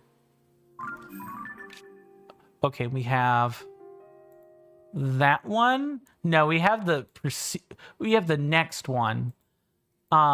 But anyway, with the 10-second delay out of the way, I will see you guys after the ad break. Thanks.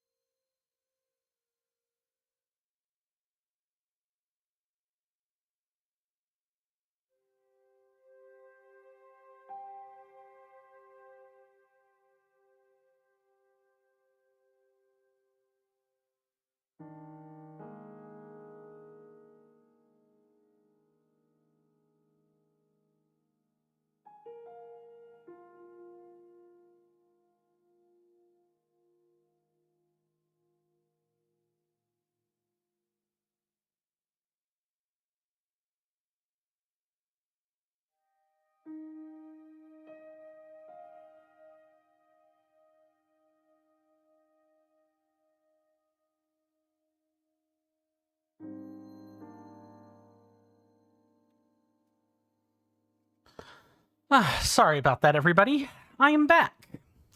All of that dumb shilling that I have to do is over. We're good now. So, I got a random question. Because I see that nothing has changed between the two chats at the moment. I have a dumb question. And by dumb, I mostly mean, you know, you might get grossed if you hear it. I'm just gonna wait for our fine friend, the blood moon, to have its way before doing anything.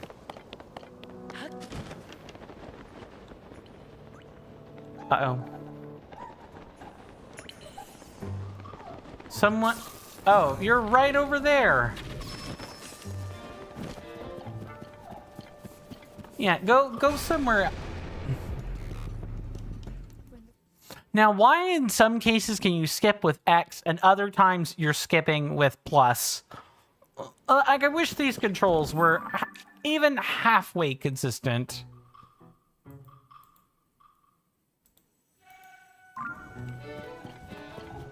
You coming back up here or what? Also, we're gonna turn Mr. Unoba back on again.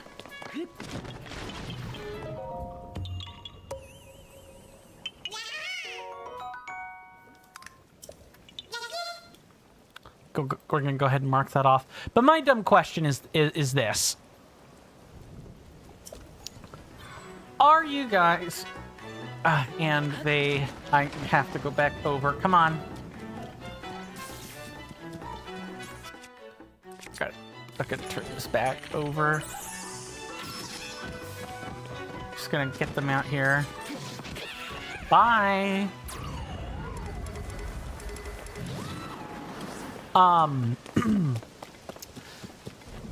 So I stumbled into my folks watching Witcher, like season 4 or whatever. I stumbled into that, and there's a sex scene happening. I'll just come out and say it. How do you guys feel about raunchy, over-the-top scenes on TV? Are you guys the type to turn away, and wait for the scene to finish? Or are you guys watching intently, taking notes of what they're doing next? I'm just curious. I personally, I can't. I literally cannot. I can't handle scenes like that. That just... I'm gonna grab this stick. We're gonna... Wrong stick. We're gonna use this over here. Come on. Thank you. My goodness. Now, what say we save and have a little bit of fun? I could see it's literally right over there. It's... Yeah, it's like up here, I think.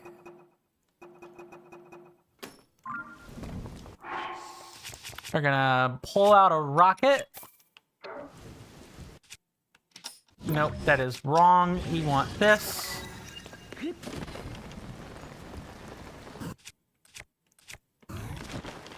And let's hope we get to the ramp. Oh, there's actually clouds. Cool. We can swap.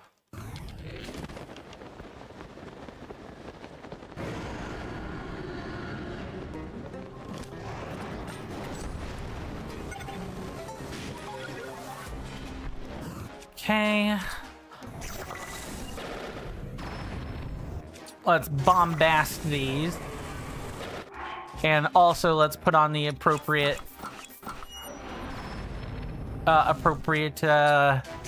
like dress.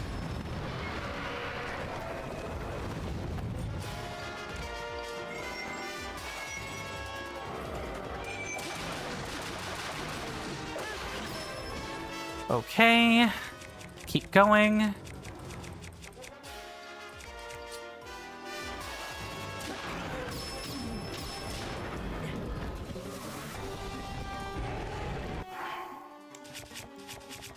Oh, I should definitely, I might be able to talk through this. Let's see, let me go ahead and read. Mr. Coin, in Animal Crossing New Horizons, you have designed many elements on realism that weren't even necessary. Number 1, you have 2 chimneys on top of your house. And so, in your upstairs room, you have 2 fireplaces. Number 2, the museum has a tips box with a fence blocking off the back, and that is because at the back there's a padlock. Number 3, you've cut a little opening at the river, in the river at the top of your estate, behind the museum to make it look like water is flowing into the museum, and that is because the fish room and bug room both have flowing water. Yeah. I mean... That's the beauty of Animal Crossing, right? You can, you know, really the only thing limiting your creativity is the engine, right?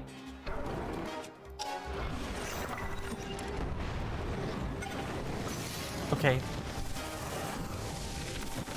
Alright. Let's go. No, you don't get to spit that out, but I think the projectile still happened.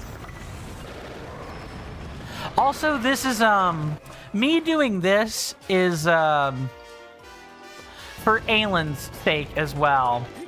You know, get ahead of the ramming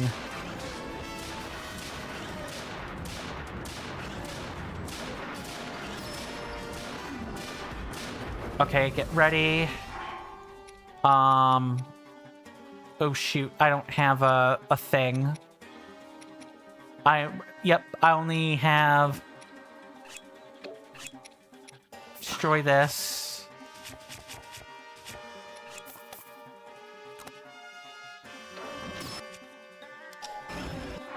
And do I have a shield equipped? I do. I need to... Oh god, that's not good.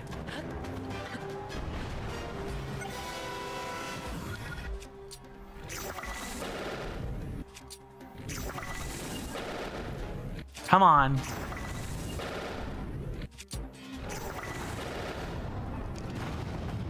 Bye. I was not letting it get away that time. Indeed, Mr. Coin, says Mr. Jason. Mr. Jason says, I genuinely don't know how Nintendo will top Animal Crossing New Horizons.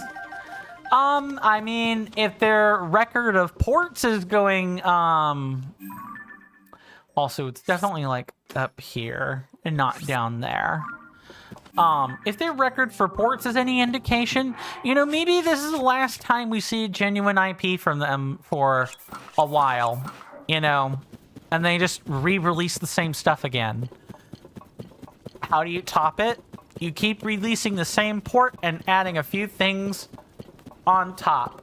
And then because Animal Crossing is like halfway a service game. Oh, nice. There were even some nearby rockets. Yeah, and because games like that are halfway between a service game and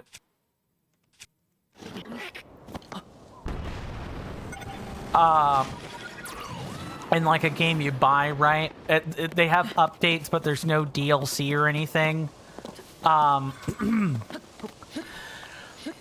Let's just say the best way to keep topping over the performance of a service game is by constantly rebooting and maintaining a different copy of the same service game.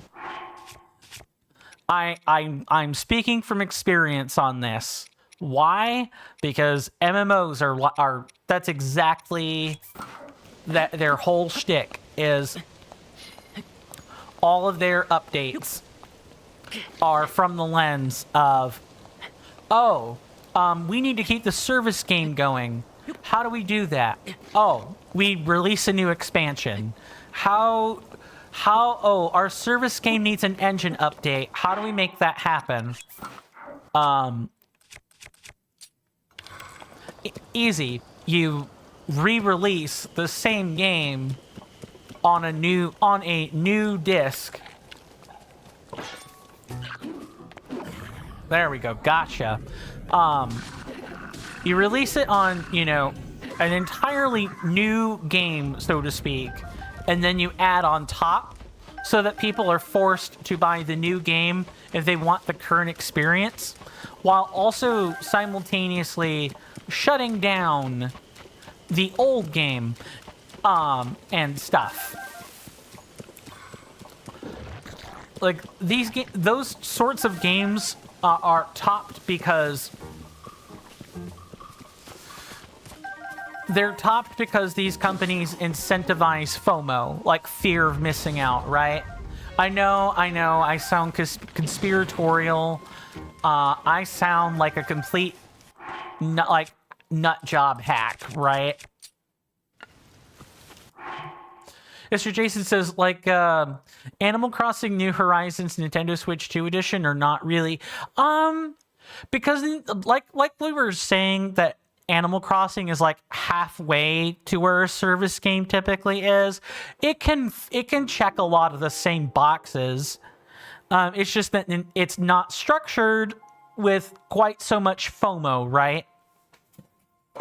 Like the missing of content comes in the form of like holiday exclusives, right, Mr. Jason? So like if you're not someone who sets the time on their who sets, if you're not setting the time on your console to accomplish what you want, right?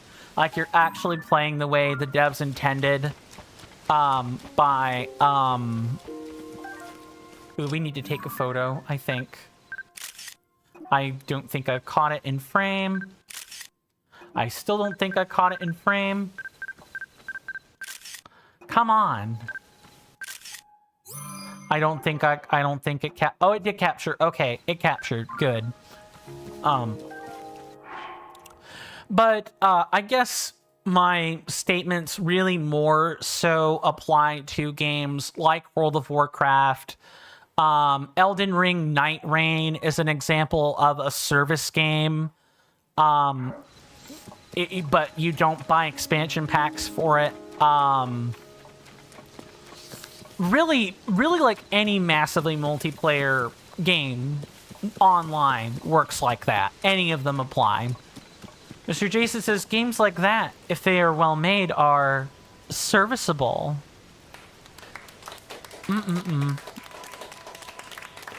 Too true. They are in fact serviceable. I don't mind service games as long as they're not too terribly predatory, or they're not done in an incredibly predatory way. They're fine. You know, if you have the money to play, you play, and if you don't, you don't. It's not hard. It's really not. Just gonna do it like this. That should have taken care of it. Interesting. So we've got these tracks, it looks like. Two. Oh, is this like, oh, is this one of those? Ah, that's where it is. Okay. Oh, this one's easy. Man, that's super straightforward. Is it that one? Yeah, it's that one. Okay, and the last one before we mark is over this way. I just have a lot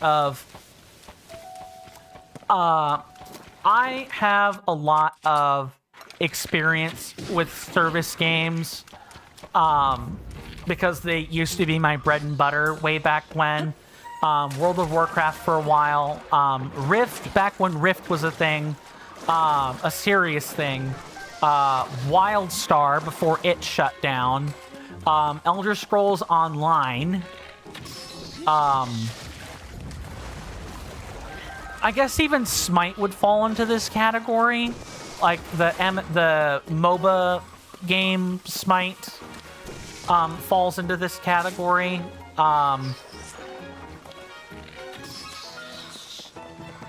Might as well kill everything that moves.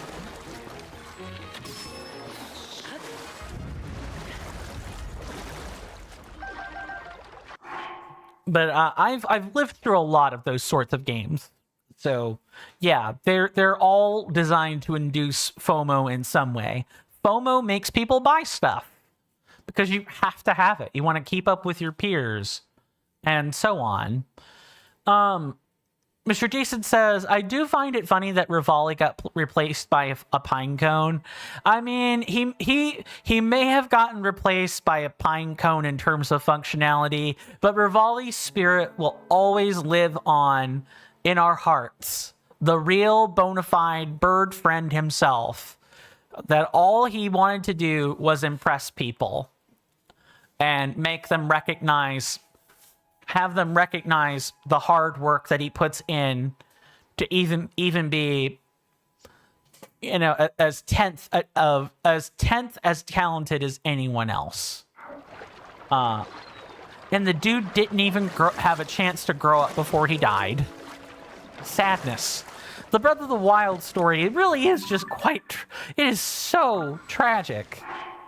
It's this one right here. I have to like remark it, because we technically like flew past it and didn't act on it.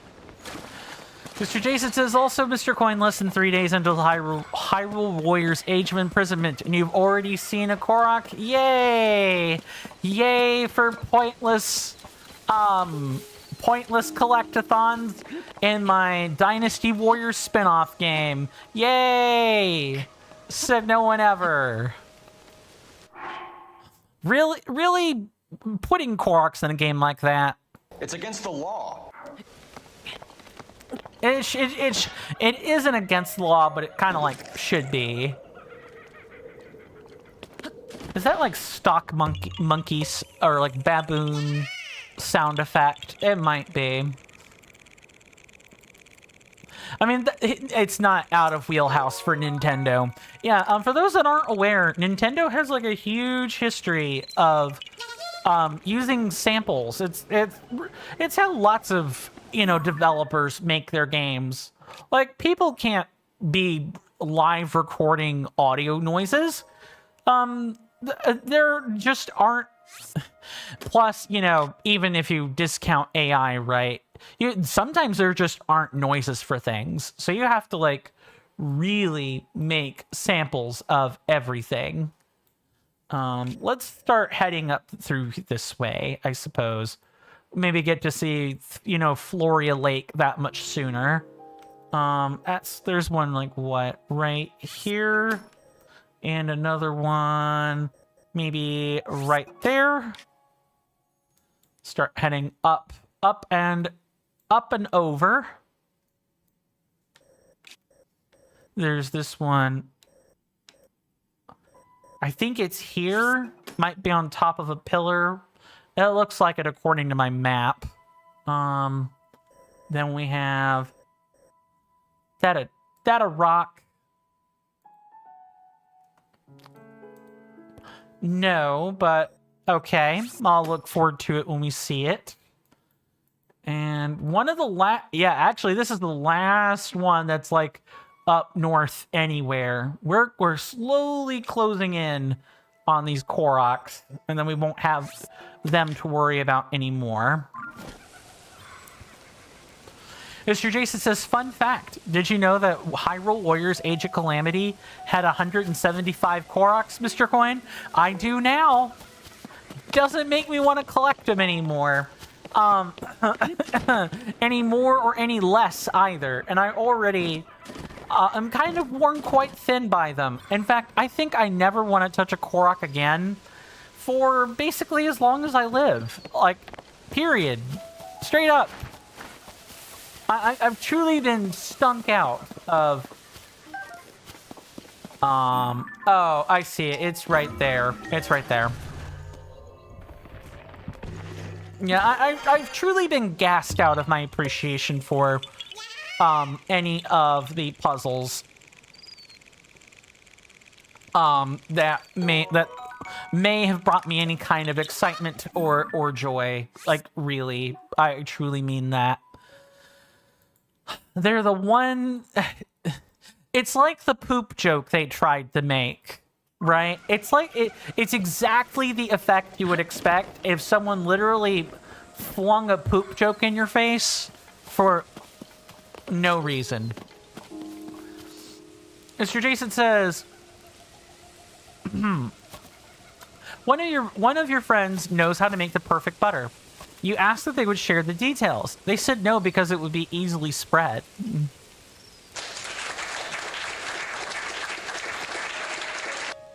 Nice watch streak. Thank you so much for being a consistent audience member, Mr. Shiny, and also welcome back. Yeah, if you guys come here often, like every day, you get points. You get channel points just for doing that. You are encouraged to do that. Like that's not me. That's Twitch. Twitch straight up has a system like this. Mr. Shiny says, remember to stay tenacious.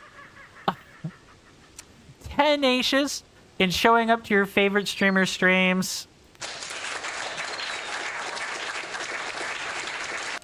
I need the awe sound effect as well. I'm gonna like work on sourcing that one for the next couple of days. I really should have one. The fact that I don't is borderline criminal. Come on, Link, you could do it. Get up there. Thank you. I would really hate to have to burn into my bonus stamina. I trust things have been going smoothly since the last time we talked to each other, Mr. Shiny. I don't think so. I really should cook these with an electrical thing or whatever. It's fine. Now, what is the deal with this?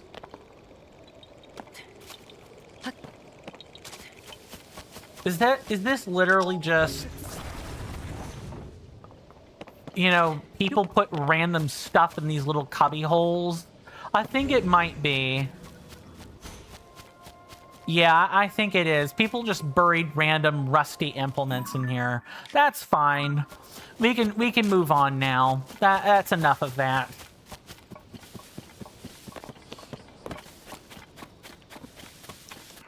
Mr. Shiny says, yes, I've managed to do all the chores and gather all important documents for tomorrow.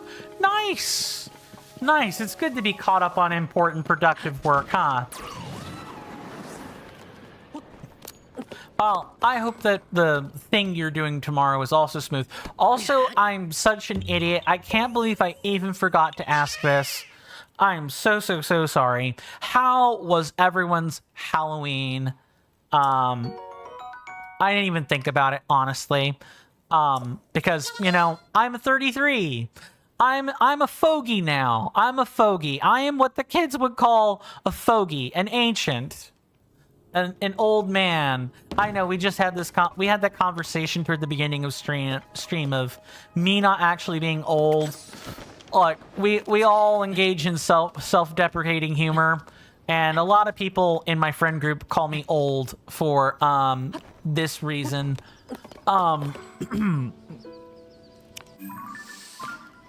So I'm out of the loop on Halloween, but that doesn't mean other people didn't, you know, go trick-or-treating or otherwise have a fun time. And for you adults out there, did you attend any Halloween parties? Dang, I should have had one this year. I should have asked to host a Halloween party this year. Dang it. That is a missed opportunity by yours truly. Destructus says, I'm getting started with the animation series. Good luck. Good luck. Mr. Jason says, did you know that the megaphone is Animal Crossing New Horizons Nintendo Switch 2 edition exclusive, Mr. Coin? Yep. You've told me that it is a Nintendo Switch 2 edition exclusive before, Mr. Jason. And I believe we both came to the collective opinion of we don't like it. But that's just me personally. Destructus says, also you enjoyed in the Halloween trick-or-treating, but not many people were doing it, weirdly. Well, I mean, it makes sense. I think it makes sense. Candy's gotten more expensive. And traditionally...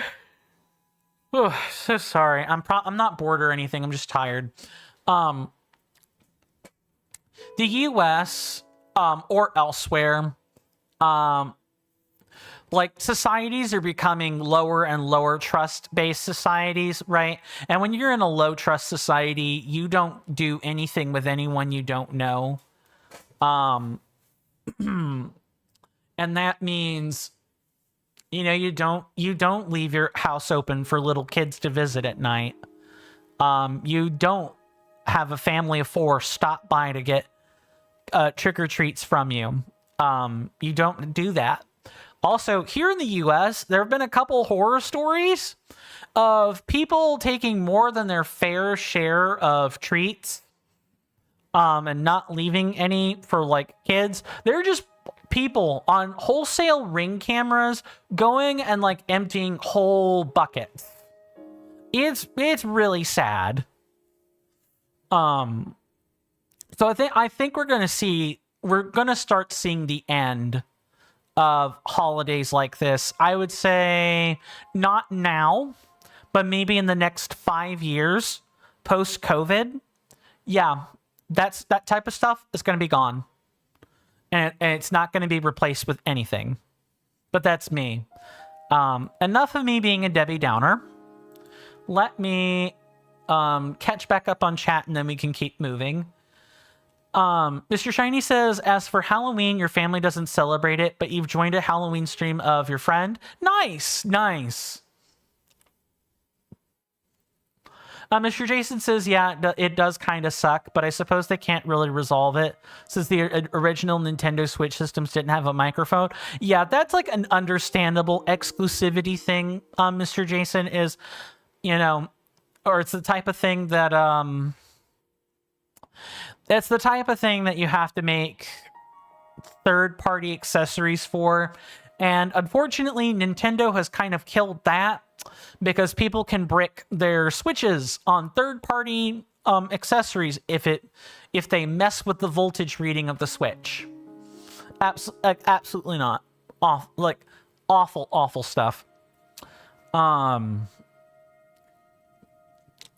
Shiny then goes on to say, the greed kills even the greatest things. Too true. It's so sad. It doesn't have to be this way. But then again, you know, I think we're witnessing... I know, I'm a conspiracy theorist. I'm a nut job, you know. I'm looking for patterns that aren't there, right? Like, what evidence do I have? But with the way things are in the world, and this is kind of like the thing I'll say before I continue to move, I think what we're witnessing in the world, given the state that it's in, is the culmination of several decades-long plots to change the order of the world in one manner or another. Whether that's like Project 2025, that's like a really common one, or you think the Heritage Foundation also has similar plans, or, you know, like BlackRock or Vanguard have their own plans. Or if you're a real conspiracy theorist and you're saying, oh, the World Economic Forum has plans. Or if you're the true basket case of basket cases, join the club. I'm one of them. And you're like, well, the elite would surely appreciate if we weren't in the picture to guzzle up their resources for themselves. What I'm trying to say without jumping into too many rabbit holes is just, I think we us as a species are collectively witnessing the culmination of many different plots to like shape narratives, things that the common citizens like yourselves and myself don't care about, right? We're not caught up. We're not always all that caught up in the follies of many of these global or national organizations, but those plots exist and they want the world a certain way. And to make that happen, things need to operate a certain way, whether that be through corporate greed, religious or philosophical dogma, or something else. All these things truly do sap the life and joy out of our world. That's my personal opinion. You can call it people can refer to it as an L take. That's fine. You know, I'm more than happy to get ratioed on this, but I truly do believe that in my heart of hearts. And I think we would be better off if organizations like that, like the ones I'm referring to, didn't have any power, or people just didn't band together in that way. Mr. Jason says, oh, you just reminded me of something unrelated, Mr. Coin. I was reading a Reddit post of someone who leaves out snacks for couriers, and the salesperson greedily ended up taking 3 cans of Pringles. Yep, that'll do it. That's exactly the sort of thing I was talking about, where it's like people are eating their last meal or something. And, you know, they're eating everything before they die. Real macabre conversation. Real macabre conversation. But I will also say, you know, I am not your average, like, content creator, right? I am the person that does keep things real around here. You know, we talk about religion, philosophy, politics, or just more serious stuff in general. Uh-oh. Uh-oh. Uh-oh. Uh-oh. Is it down there? Is it down there? Yes. Okay, good. We do talk about the more serious stuff. I am not a toxic positivity streamer, and I also don't believe we should be burying our heads in the sand and waiting for the world to do bad things to us. At least, if you don't have any power, at least have the knowledge, right?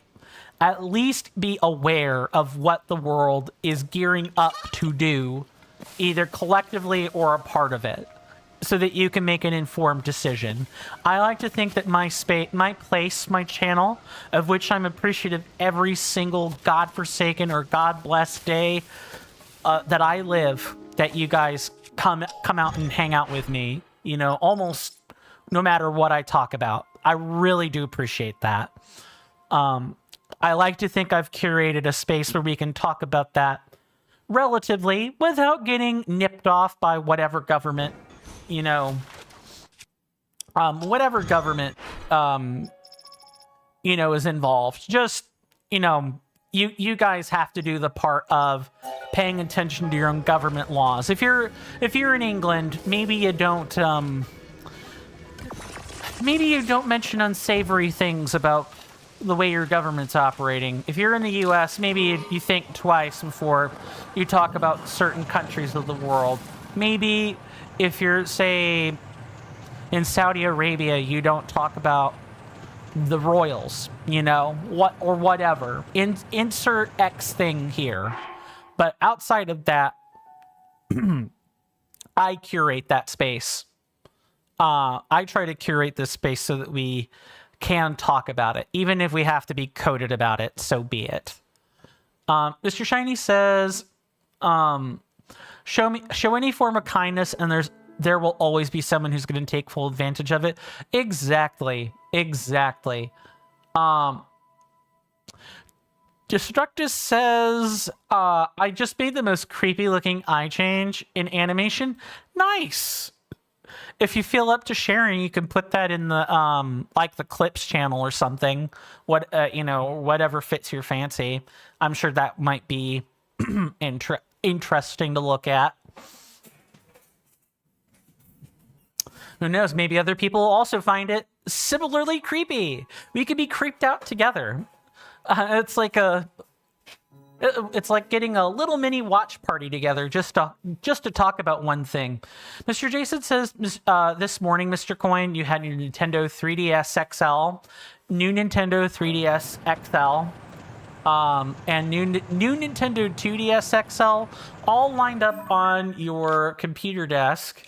Am I missing something? No, I'm not. Okay. All lined up on your computer desk, and all of them have Animal Crossing New Leaf. Nice. That's also a funny coincidence. Mr. Jason says, I've said this a million times already, and we'll probably say it another million. But you enjoy chilling in your channel, and ironically, the TCC closes as you go live. Exactly. And I appreciate that, Mr. Jason. I think we're yeah, all right. I thought it might be up here, and I was correct. I just need to, like, cut it right. But, you know, sometimes we do talk about things that maybe... Dang it. We do sometimes talk about things, you know, that make people uncomfortable. And I want everyone to know that you can... If I ever start talking about something and you're like, Coin, can we not today, please? You know, tell me that. Just let me know you're feeling uncomfortable, and we'll make a subject change. I never want to make people uncomfortable, like purposefully. All things in balance, right? All things in balance. I'm pretty blessed to also have a relatively tolerant audience, meaning not only are you guys well behaved, and I really do appreciate that too. You guys are nice. You treat people with the human dignity that I expect you to treat them with. And I try to live by that example every single day. My brain literally just farted mid-sentence. I totally forgot where I was going with that.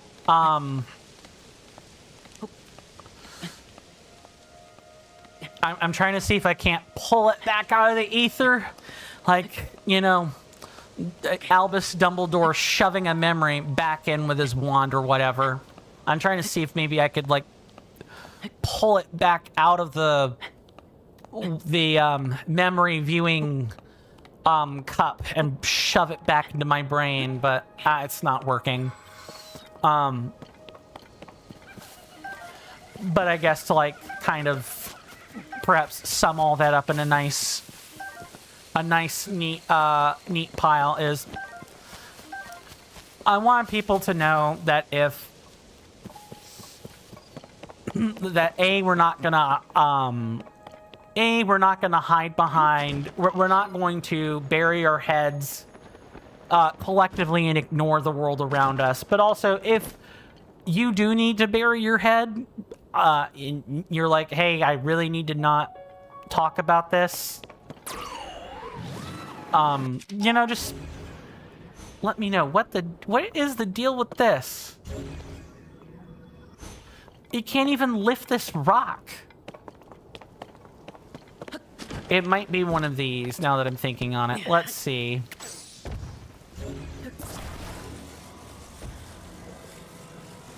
Huh. That is so weird. Okay. Mr. Jason says, unless it's in an absolute emergency, any official correspondence could be on your desk first thing in the morning when you open. Fair. And usually most things are not super important. And, you know, we kind of all know what it looks like when those things are important. Mr. Jason then goes on to say, this might sound odd at first, Mr. Coin, but I know you have a Twitch chat. You know that a Twitch chat that you mod is a good chat when you never have to leave watcher mod mode. The less that you have to do, the better. Too true. I'm thankful for our audience. Okay, what gives? So there are rocks that can't be moved. There are rocks that can't be moved. So is this a pattern? This has to be a pattern. Where do they want this rock to, like, go? It's not complete the pattern, because the rock was already right here. Oh, I already get, I know. Yep, I know exactly where that's going. This has to go up there on the top on the other side. That's what's got to happen. PRB, Mr. Coin. Very well, Mr. Jason. Destructus says, sent it. Very well. Thank you very much. I will take a look at that after the stream today. Because I don't know if I'll get a chance to do that while on break. Sometimes I do get caught up in other day-to-day sorts of tasks. During my 3 minutes. Okay. This... I need to make a rocket platform? Yeah, I guess a rocket platform will work.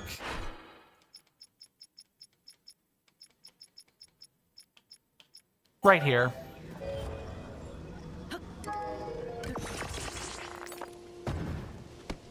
Stick this over there, like so. Put it in the center so it's not weighing the rocket down.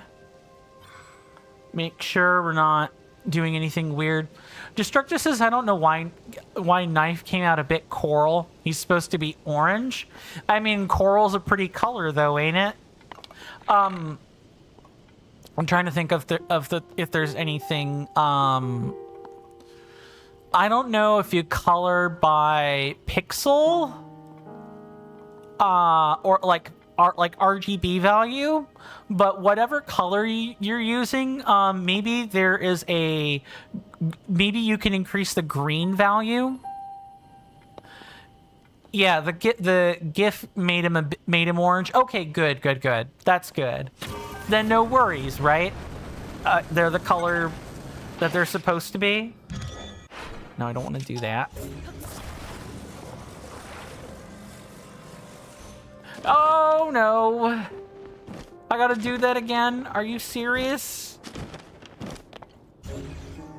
Can I like grab it right there? No. Game not gonna let me do that. Game not gonna let me do that. Oh, the GIF made him coral, not orange. Oh, okay, Destructus.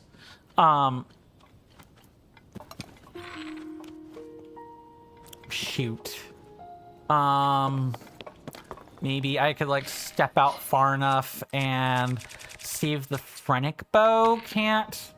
Not really. It has to be like way down there. Oh no, even that's not gonna work. Okay.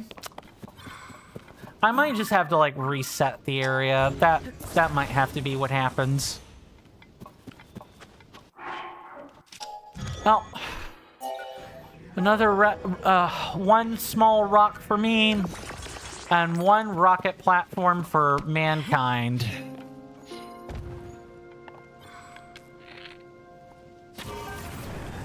This should work.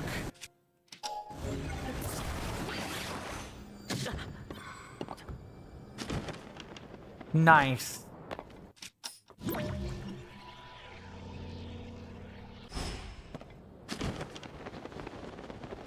I might be close enough now.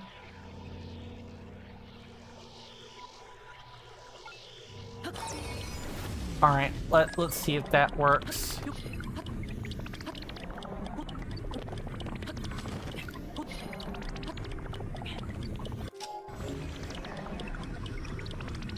What just happened? What just happened? Oh, it literally went back down there.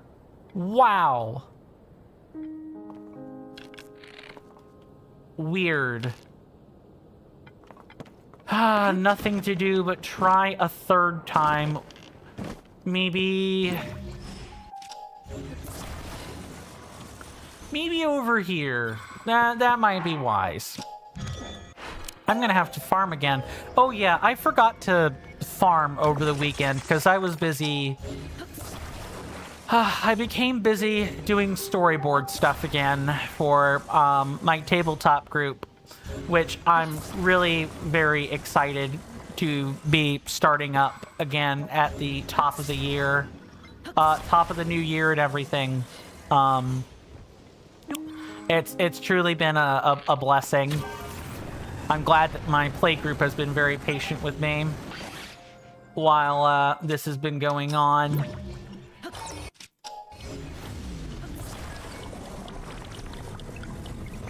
Like that. And now we climb all the way up. For those that don't know, or, I mean, if you don't care, feel free to tune out. That's also totally fine. I think it's this one right here. Nope, it's here. No, it's like here. Okay, I wasted 3 rounds of rockets for what essentially is not even the right pattern. Where else does it want me to go then?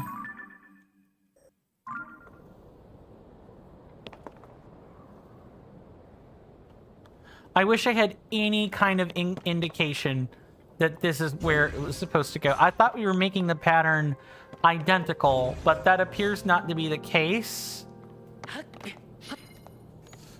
maybe we can't even, like, put it up there. I might have to look this up. Not gonna lie. Might have to look it up.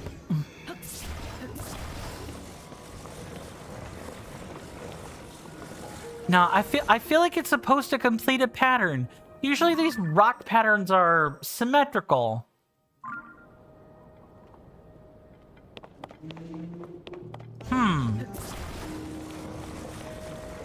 It's weird. Okay, let me try putting it back over there. Are you freaking serious, game? Wasn't it already there? Ah.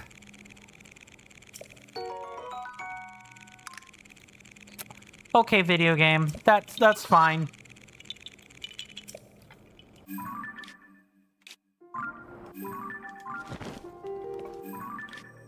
Okay, did I log those already? I feel like I did.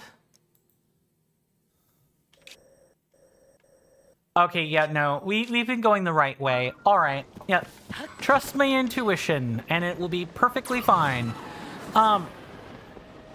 Yeah, I'm pretty excited to, start DMing again, and my players, I think, are gonna really love Chapter 1. Chapter 1 is gonna be a retelling of the previous Chapter 1 from the first time I was DMing my particular campaign with my playgroup. We were operating off of the Pathfinder First Edition fan map at the time, so there weren't an incredible amount of canon sources. A lot of them were dealing with the inner sea region of Galarian, so that would be the central continents. Garand, Avestan, and no, Garand is a country. Avestan and Casmaron are the two. Are like the two big continents where everything kind of all takes place. You also have other continents. You have Tiantia to the east. You have Arcadia to the west.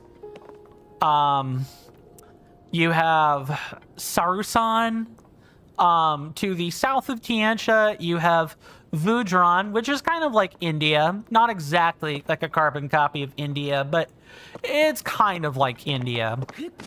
Off to the south. It's like a whole thing. Mr. Jason says, I'm gonna go, Mr. Coin. Your eye's a little irritated. I'm sorry that it is irritated, my friend.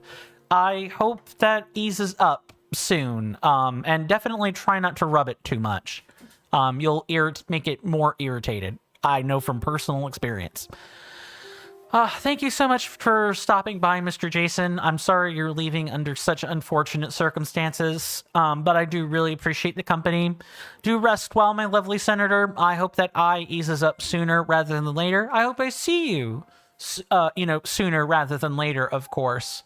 But if I don't see you for whatever reason, do take care of yourself and stay safe out there. And with that, we are going to... I'm going to keep talking, and we're going to keep collecting Koroks. That's pretty much going to be the plan for today. I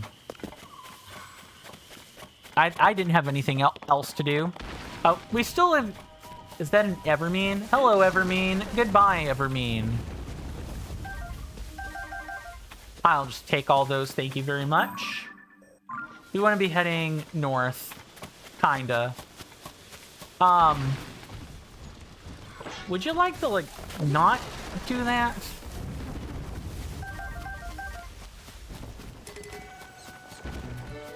Man, every creature and their mother wants me dead. Come on. Alright, that should get them to leave me alone. Anyway, I think we're looking for a platform. Yeah, I thought that might be what's happening. So, in the old Chapter 1 from my tabletop campaign, I'm going on a huge tangent. I know this is not what people come to a Tears of the Kingdom stream for. Promise. I'm keenly aware. I just want to talk about it.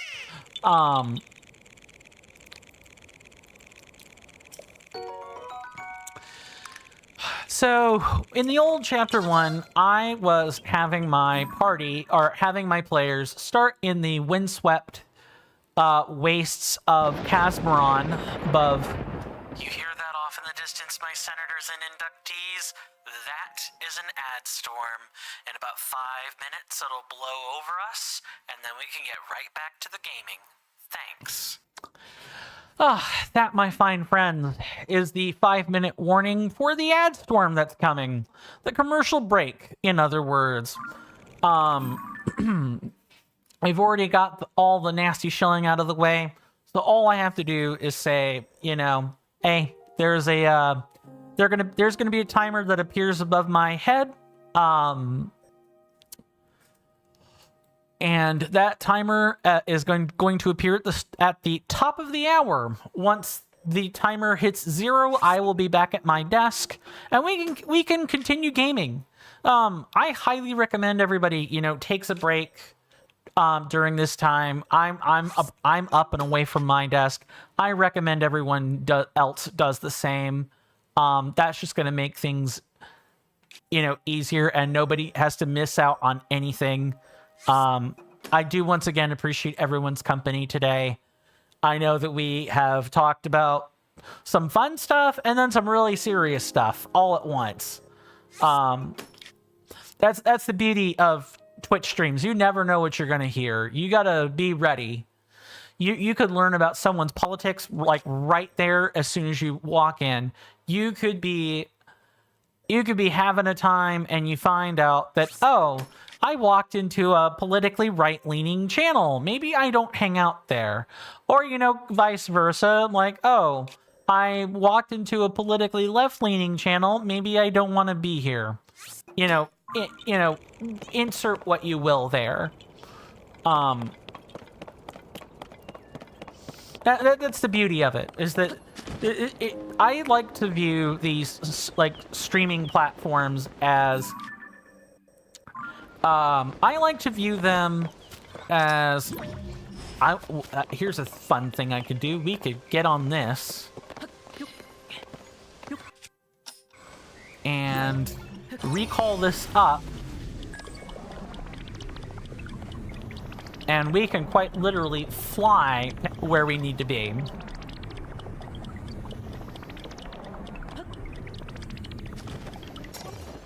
Perfect. Absolutely fantastic. Put that back on the surface, because I'm not intending to go to sky right now.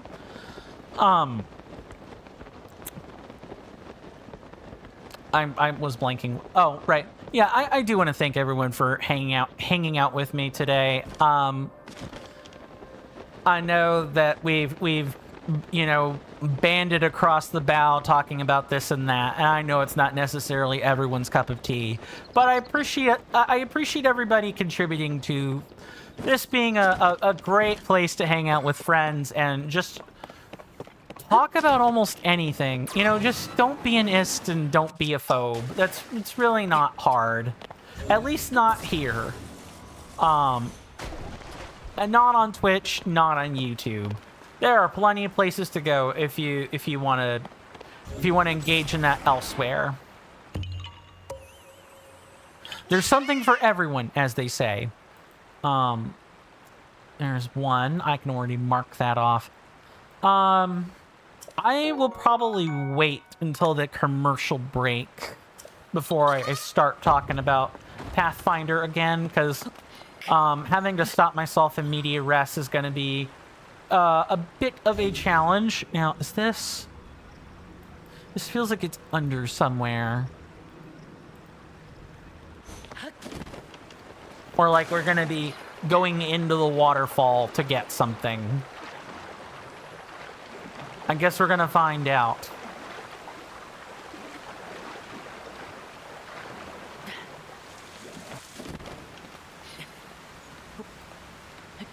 I think it's down there.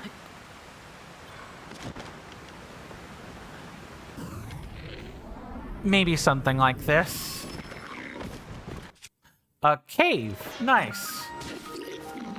Mount Floria Cave. I'll be taking that. Thank you very much. And we're going to sub out this stick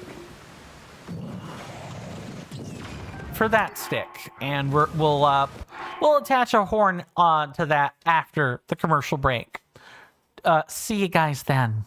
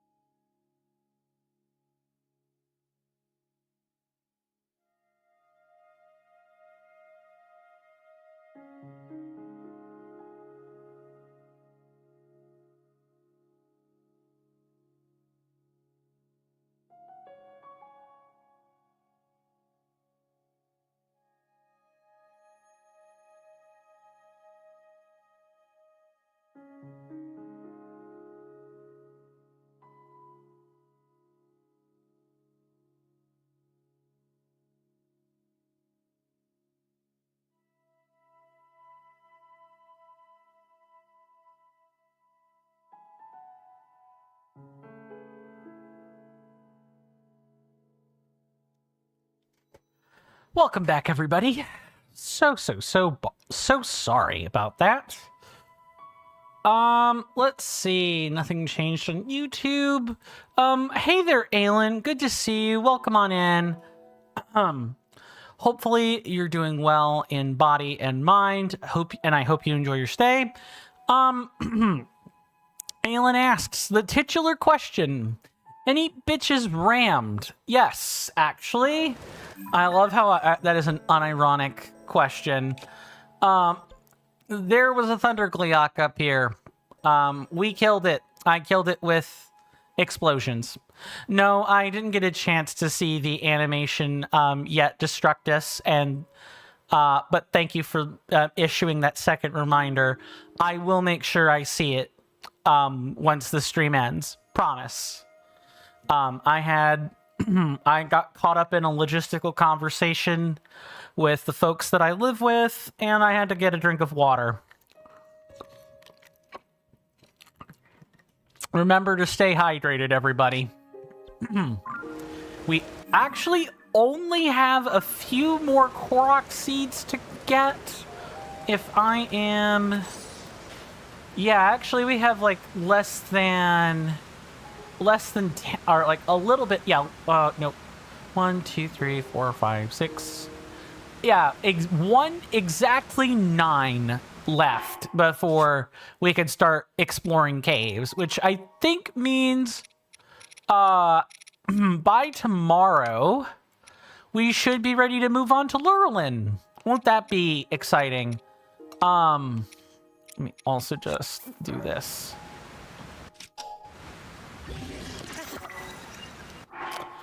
Aelin asks that did I tell you how you dodged a bullet with that girl? You did. You mentioned that like a month or two ago, actually. Why? I take it you've got an update on that situation? While that's happening, I'm gonna look around. Maybe up here is where our lovely friend, the Korok, is.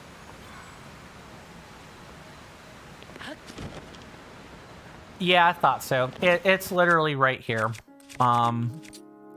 Easy find. And while that conversation is happening, of course, I'm going to continue to nerd out. Aelin says she just broke up with the dude she dumped you for. Well, I mean, that's just part and parcel for the course. That's just, I mean, that's just like, that happens in the dating business. But that is probably particularly ironic given the,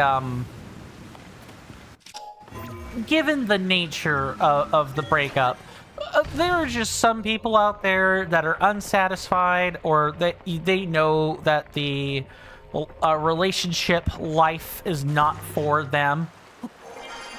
I like how we can ascend into water just straight up. That's really funny. Yeah, there are people out there that are just unsatisfied. They're a party animal. Like, they're never gonna be tame. Blake Shelton is like a good example of this, where Blake Shelton's a country music artist, for those that are less in the know. And he has had... Okay, I want to be careful about this and not say things that haven't happened yet. So, he used to be with Miranda Lambert. They broke up. They went through divorce proceedings and everything. And like Blake Shelton is with Gwen Stefani right now, and their relationship is really rocky right now. There are certain kinds of people that just do not do well in a relationship, and you tend to find out real early which one they're gonna be. It isn't until they get tired of bouncing between people that they stop doing that. Let me chuck some ice fruit and get this moving.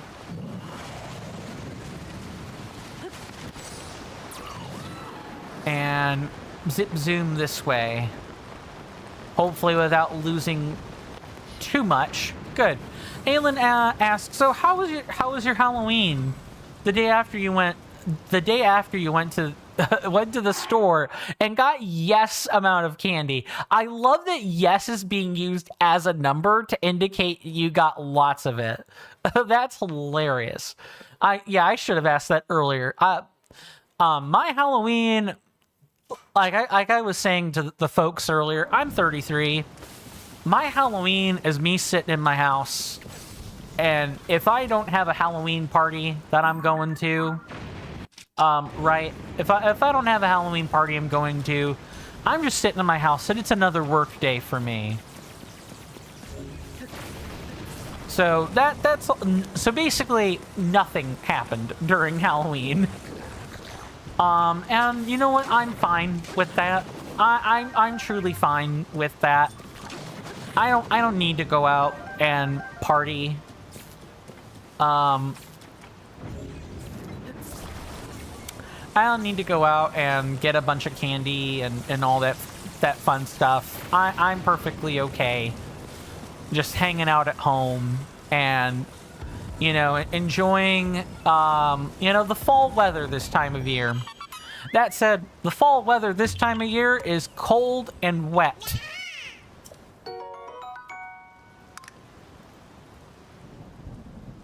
Did I? Okay, I definitely... Okay, yeah, I didn't mark these. Okay, got it. I know where I am now. Yes, amount of candy. So, did you get anything particularly interesting, Aelin, out of curiosity? I'm not a candy connoisseur necessarily, but I'm always interested to know if people got something interesting in their travels. Makes for a great conversation piece. And while that is happening, so returning back to my Pathfinder conversation and me just like nerding out about stuff no one cares about for you know, X number of minutes. In the previous chapter where, you know, I had people like starting in the desert and they started at level 5 and it was like a very slipshod and haphazard, you know, we're dealing with the goddess of undeath gone mad. Lots of things have changed. I learned that that area isn't a desert. It's like low-lying flat plains with like with a bunch of nomads in it. So that completely changed the way the first chapter is gonna have to go now because of canon materials and everything. Aelin says there's these chocolate-covered cookie dough bites that you can never find, and you found them. Oh, I think I know what you're talking about. Yep, those are pretty good. Those are pretty good. It is rare to find a box of those. I'm lucky if I can find them at the local Walgreens. Yeah, if you guys don't know, if you guys are just looking for places to find like random bits of candy and stuff, you wouldn't think to try it. But the local drugstore, specifically the Walgreens, they are well known for carrying lots of... I froze myself.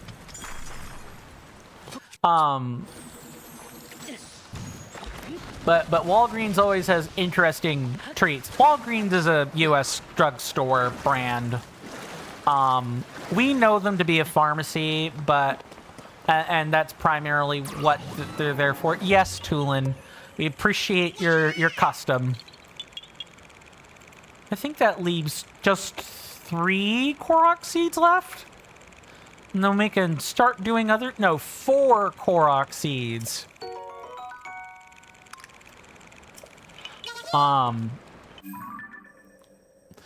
Yeah, 4. Just 4, and then we got... It's cave time. There's one here. But yeah, local drugstores, or like, if you've got a confectioner, I guess, nearby, you live in a town with a confectioner, yeah, you could try that, but... most small towns here in the south don't really have a confectioner that you could just go visit whenever. For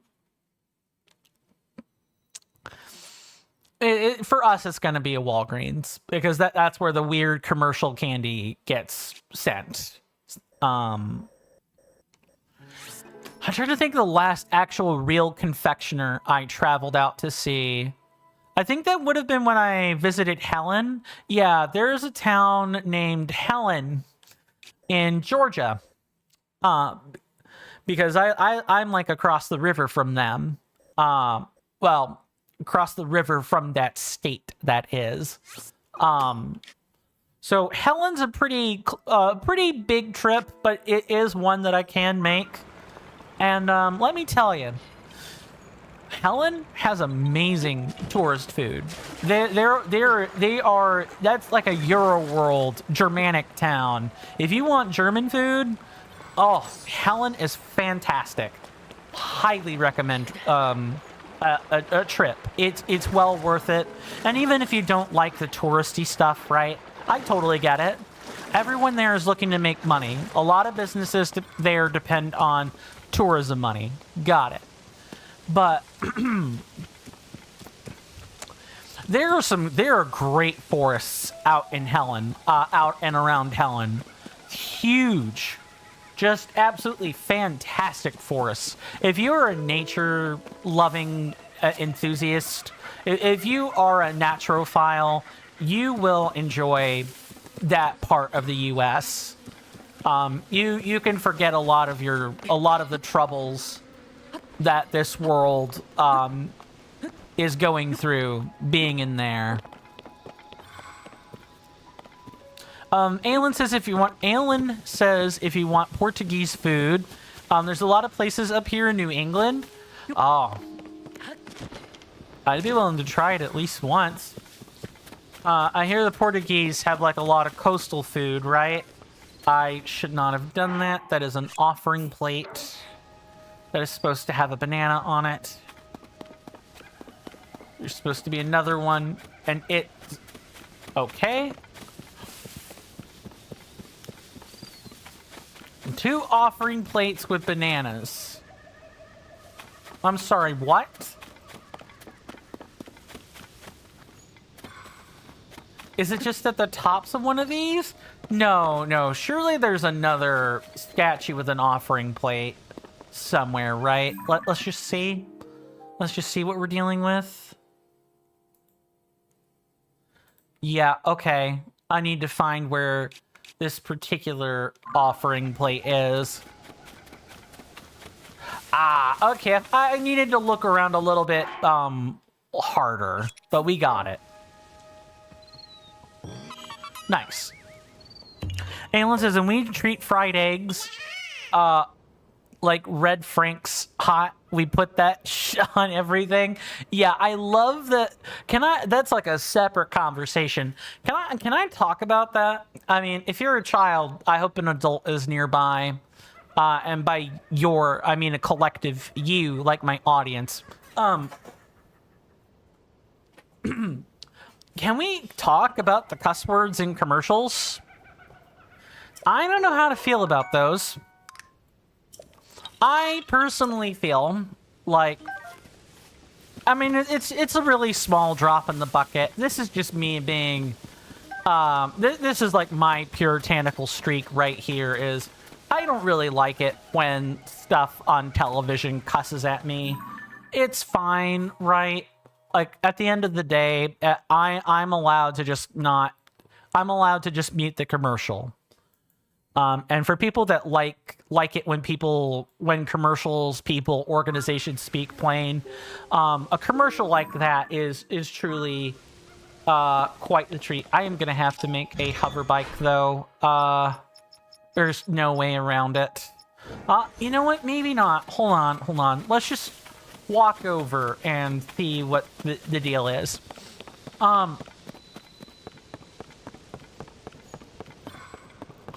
Alan says, I mean, there was fuck in the guard. Sorry, I'm definitely not 12, by the way. I'm definitely mature, I promise. And Guardians of the Galaxy, and that was only PG-13. Movies are different, right? Because you elect to see the movie. Like, you have to buy tickets to that, right? Commercials are not things you buy tickets for. You're just bombarded with it. You could be having just a normal time watching TV, and all of a sudden, commercial says like, shh, or damn, that's tasty, or something along those lines.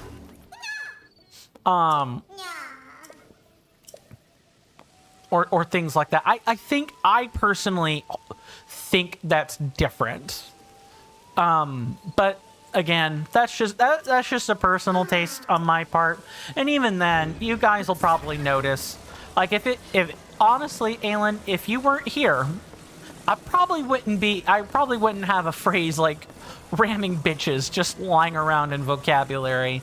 I just don't cuss much. And it's not even, I don't cuss much in public. I just don't. I cuss in private. I cuss up here. I keep my ravenous, dirty, nasty, absolutely sultry thoughts to myself. And yes, I was dramatic on purpose. I keep that stuff to myself. I just... If I'm gonna cuss, you know, I want to be sure that no one can hear me. And I sort of enjoy the... I enjoy the partitioning that I put between my public-facing mouth and my private-facing mouth, like, so to speak. It's complicated, and there's like a bunch of idiosyncratic stuff, meaning things that are unique to me and me alone. That's what an idiosyncrasy is. But I just don't cuss that much. I keep it to myself, where I can say exactly what I want to say, however I want to say it. Aelin says, nope, and I'm honored that that's my legacy. Fair enough. Fair enough. That is totally valid. Hey there, Michael Diaz. Good afternoon. Good to see you. Hopefully you're doing well in both body and mind, and I hope you enjoy your stay. You've come in at a good time. We are wrapping up our Korok seeds. We're wrapping up Korok seeds in the Farron region, or the Popla Foothills region. And we're getting ready to pretty soon start exploring caves and stuff. I hope things are going well in your slice of terra firma, aka our planet Earth. And if I hadn't said it already, you know, I do hope you enjoy your stay. To continue nerding out over the stuff I was going to nerd about. But of course, messages first. Aelin says that did I tell you the time your friends and you found the science teacher's house? You started talking about it a couple of days. I'm sorry, it would have to be like Thursday. Last week. Thursday, Friday, if I remember. No, it wouldn't have been Thursday. I wasn't streaming Thursday. It would have been Wednesday or Friday. I forget which one, but I do remember some bits of that conversation. I take it you have an update on that too, Aelin. While that conversation is happening. So with the Pathfinder stuff I was mentioning earlier, it's really nice that there is a lot more canon material to work with when I retell my campaign, my chapter 1 campaign, and everything. But because there's more source material to work with, that also means that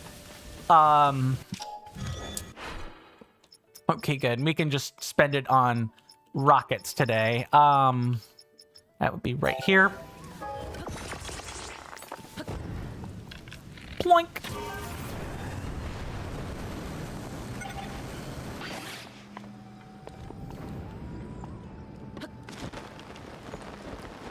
Aelin says, I went to one house that year for Halloween. Guess who? He was like, WTF? Yeah, I would certainly be like, what, huh?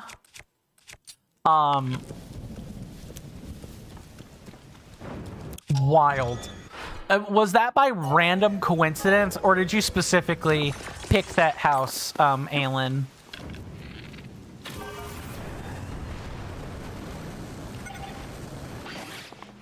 All right, jump over. That's kind of funny, actually. What? Oh, you literally want me to climb on a Stop. Get out of here with your silly Giga Clan nonsense. And the more I started reading about the region, and this is just a carryover what I was saying earlier while we're conducting two different conversations here. The more I started reading about the Whistling Plains, the area I'm having my players start in at Chapter 1, the more I realized that that was tied in with Taldane lore. And I'm like, oh, so they're going to be dealing with them a fair amount. Cool. Nice. I will take a bunch of fish. Thank you, video game. Aelin was like, no, he challenged us to find where he lives, so you did. Right. And the day before I told him to expect me, but he didn't actually think he would do it. Fair. Okay, I could see where his shock comes from now. So it's not even that. Oh, dang it. Yep, that's gone. Is there another one?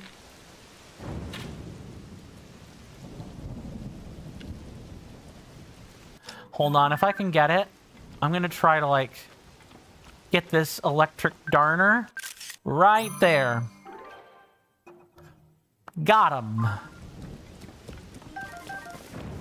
And now we can go down over here and grab the last Korok, and we can... last Korok for this region, and we can think about our next steps. Aelin says the funny thing is that he lived across a river from your town.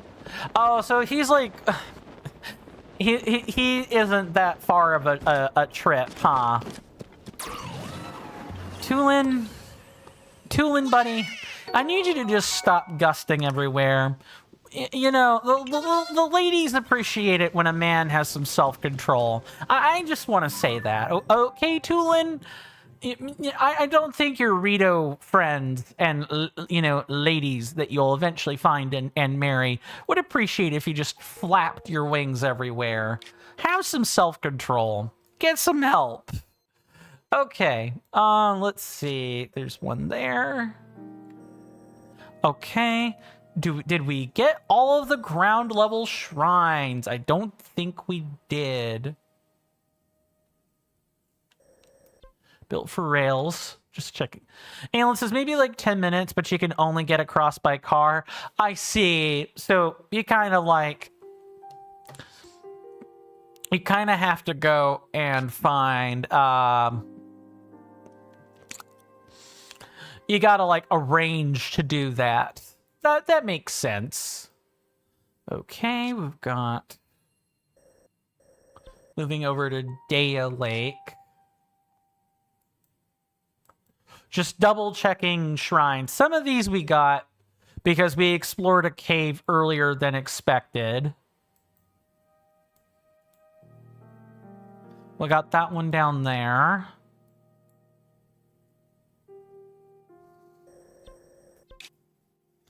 Then we have... nope, that's the same one. Okay. I think... one... two... okay, there are exactly two that we need to, like, grab.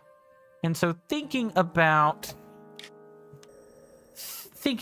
that, I guess what I'd like to do is start by marking...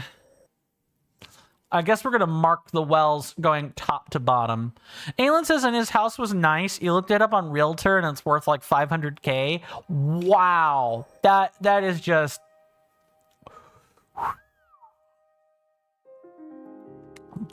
That's like a really nice house.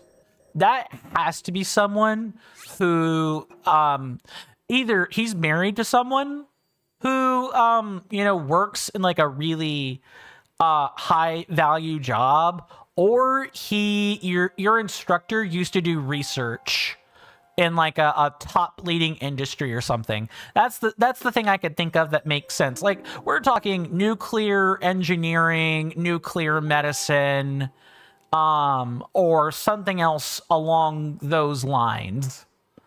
And not just any old thing in the whole wide world. Did we get that? Yeah, we did get that shrine. I guess we could start there, but that's no fun. I want to fly. I enjoy flight in video games because I hate it. I hate being in the air in heights in real life. So, oh my goodness, when you know how your fears and phobias work, you realize the patterns that start to emerge as a direct result of the fears and phobias you have in real life. If you're like an ordered person, right? If you're always nice, polite, and proper in real life, I find that those people are little chaos gremlins in video games. And they're like, well, I don't get the chance to do this in real life, so I might as well, do it here. It's what? It's like here-ish. Okay. Let's fly. We're gonna fly, everybody. So I'm just looking forward. It's not going to be a desert-themed trip in my Pathfinder campaign like I wanted it to be in the beginning, but I think it's going to work out better this way, that I'm following the source material and I'm not just like making stuff up. It also means that we can use the wiki for like a lot of different kinds of discussions. You looked it up again and you bought it for 340k. That's... yeah. Let's see, let's move over.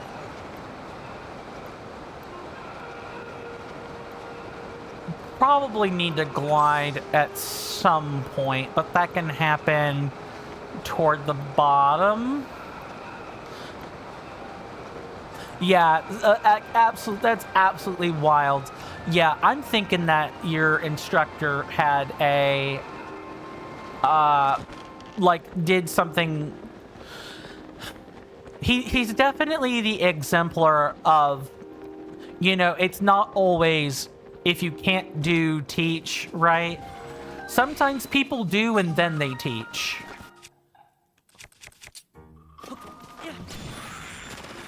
You live a long life, you do many important things, and then you train up the next generation so they can do important things. It's not always just, oh, well, you understand the theory but not the practice? Teach. You don't make that kind of money unless you're doing something important, I guess is what I'm trying to say. Is this just a chasm? I wasn't intending to go here, Yup. That's exactly what happened. What's happening. I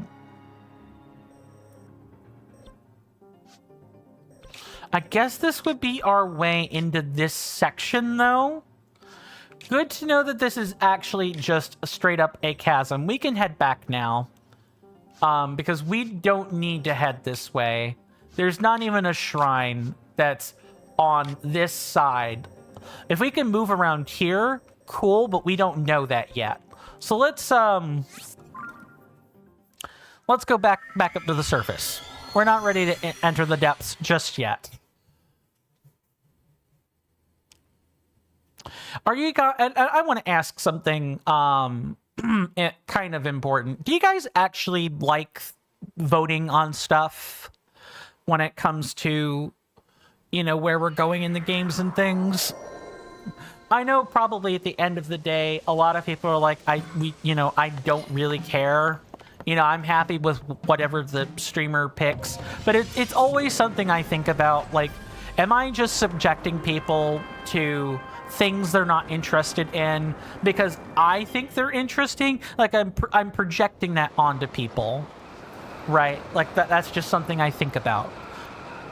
Or are they being honest with me when they say, oh, we actually do like it? Destructive says, yeah, you like voting for stuff? That's awesome. I do my best to try. I should probably say that does influence like what I'm voting, what I'm thinking of if the streamer's choice turns out to be the thing that you guys ask for. We still have 4 months on the long-term voting item, by the way.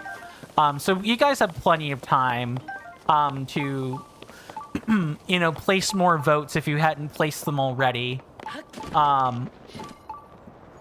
It's one of those... If you guys like voting on things, I should maybe think about picking a game that, you know, I can let you guys vote on something for, and not what Coin probably actually wants to do, and that is to challenge run Elden Ring Reforged again. Aelin says, yeah, I know what's in those regions, so if there's nothing, there's a choice. So if there's nothing, there's a choice. Oh, okay. So there's nothing, there's actually a choice. I know you're saying, I know there's a correction on to go. I get that. So if there's nothing, there's a choice to actually go to something there. Okay, I think I might have parsed that correctly. Let me know if I didn't, and I can maybe attempt to reread it or something along those lines. Destructus says you're going to go play some Sonic Frontiers, so you'll be on in the background. Very well, Destructus. Do enjoy your lurk. Enjoy Sonic Frontiers. I hope to continue to be entertaining while you're playing that lovely, lovely game. I'm sure. Alan says my broken English broke him. I mean, just because I can attempt to read something, because I know English is not necessarily everyone's first language, and or, you know, sometimes people misspell things, people don't use commas where they should, people don't put periods where they should. I do my best to just read the sentence like it's supposed to be. But sometimes I mess it up. I don't have perfect English. Destructive says, have you ever played Sonic Frontiers? No, I have not. But, what? Are you serious? I better put on the correct armor real quick, or I'm gonna die. Like, sincerely, like, truly, frickin' deadu. Let's not do that.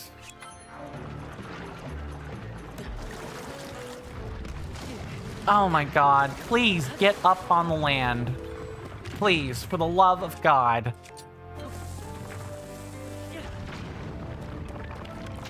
Hold on. Blow it up. And maybe make sure we have a... Oh, it's a luminous one. It's a luminous one.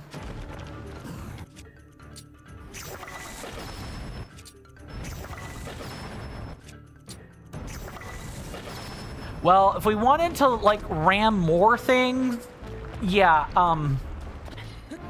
this is how we do it.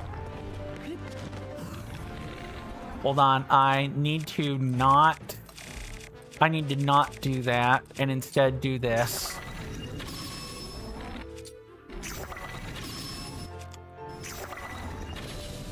Nope, not correct. There, got it.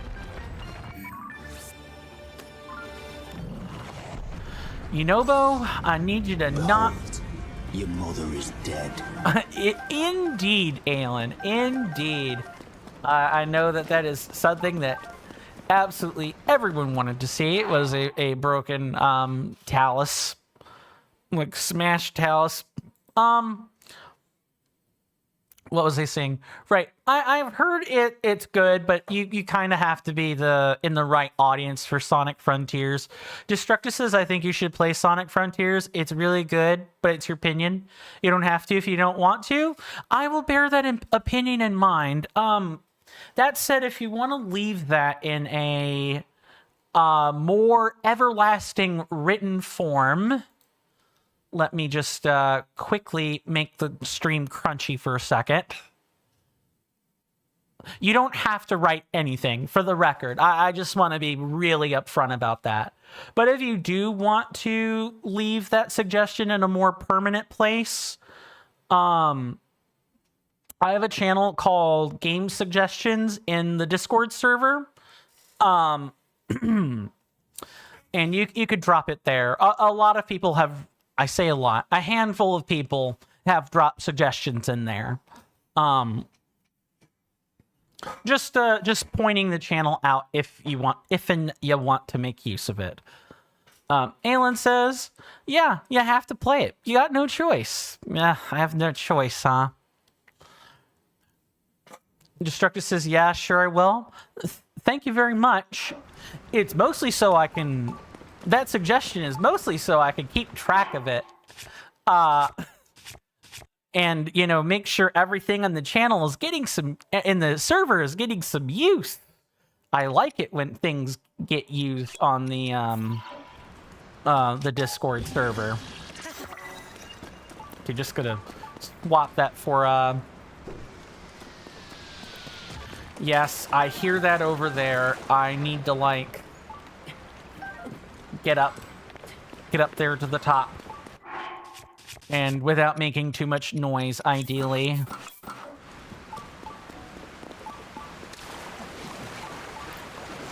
Okay, so this is slick. So let's change this. Okay, cool. We're good here. Shouldn't need to worry about slick, slidey surfaces for a hot second. Is this a... No, it's not.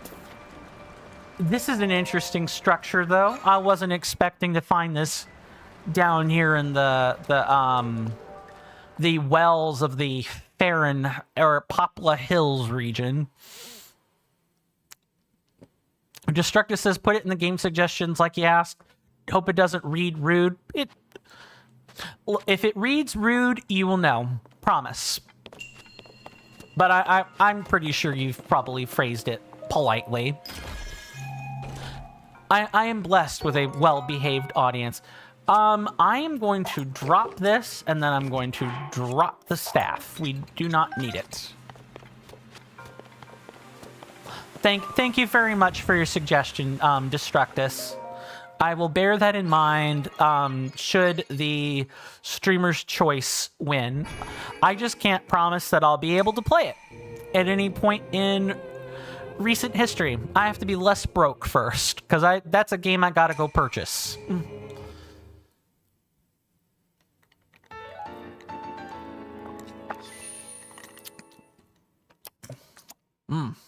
Oh, we got 10 orbs. We should probably convert those like real soon. Alan says he also did a suggestion for Mario Odyssey. Okay. I will bear all of those suggestions in mind, assuming that the streamer's choice, you know, wins out. It is a multiple choice vote item, so you guys aren't limited to one choice. I believe you're allowed to put one answer in all of the categories if that's what you wish, for whatever reason. Yeah, I'm having to make sure I remember how I set up the vote and everything. Yeah, I'm pretty sure that's how that's structured. And you know, if it turns out that stuff isn't winning by a clear majority, there's always a runoff. Like, runoff votes can happen, and they work just like any other vote, except with the runoffs, I usually make those single choice winner take all to encourage people to pick more than anything. And the plural or the ranked choice is to see where everyone's mindset is. I also check memberships at the time the vote closes, so if you guys are ever wanting to time when you want to buy your Twitch subscriptions or Patreon and Coffee memberships, I'm plugging in a light shell. People are very free to ignore me on this. Who the heck shot? Where the heck did that come from? Oh, you're down there, huh? How about I knock you out of the park? Thanks, but I'm not interested. Aelin says right now the streamer's choice is winning, and it's winning by a metric ton too. That's fine. I'm not trying to pressure anyone to change their votes or anything. Honest. And it's just the one that's winning right now, and it's winning like by so many percentage points it's not funny. Which means if it did win, like let's say nobody votes right, and we end up that votes are cast in that way, you know, the supermajority rule would take an effect, and that means if something wins out by like a certain percentage of votes, like more than 50% or more than double, I don't bother putting that through a runoff because the winner's clear, right? And everything. Oh, also, this isn't... Oh, no, this is marked correctly. What I'm trying to figure out is... am I in a well or am I in a cave system? Or both? I can't quite figure out where I am. I guess the only thing to do is to, like, walk around and explore. And, of course, the other thing that people can do with the boats is, you know... people can totally go into the round table hold. Like, this is something I've outlined in the voting for content rules, like up at the top of the voting for content channel. You guys are allowed to, like, maybe convince people to change their votes. That is something you're allowed to do. You just can't pull a boss Tweed. Like, if I catch scalping or, you know, like pay to win, like pay to win scams, I put a stop to that. But good old oral or written persuasive arguments, those are absolutely fine. It's a democracy with a buy-in program. That's how I like to coin my operating system. It is a democracy with a buy-in program. People can, you know, chuck money at me to get an extra vote. And I think that's fair given the amount of money that people really just don't have these days. I want to make sure that if people are chucking money at me, they're getting something for their content that isn't just, oh, exclusive Discord benefits. You could do that and not offer membership or whatever. You could do that without one. This is tangible.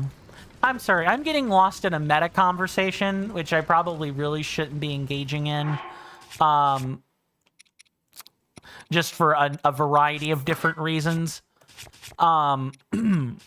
Still, I'm glad that at least a couple people are enjoying the votes.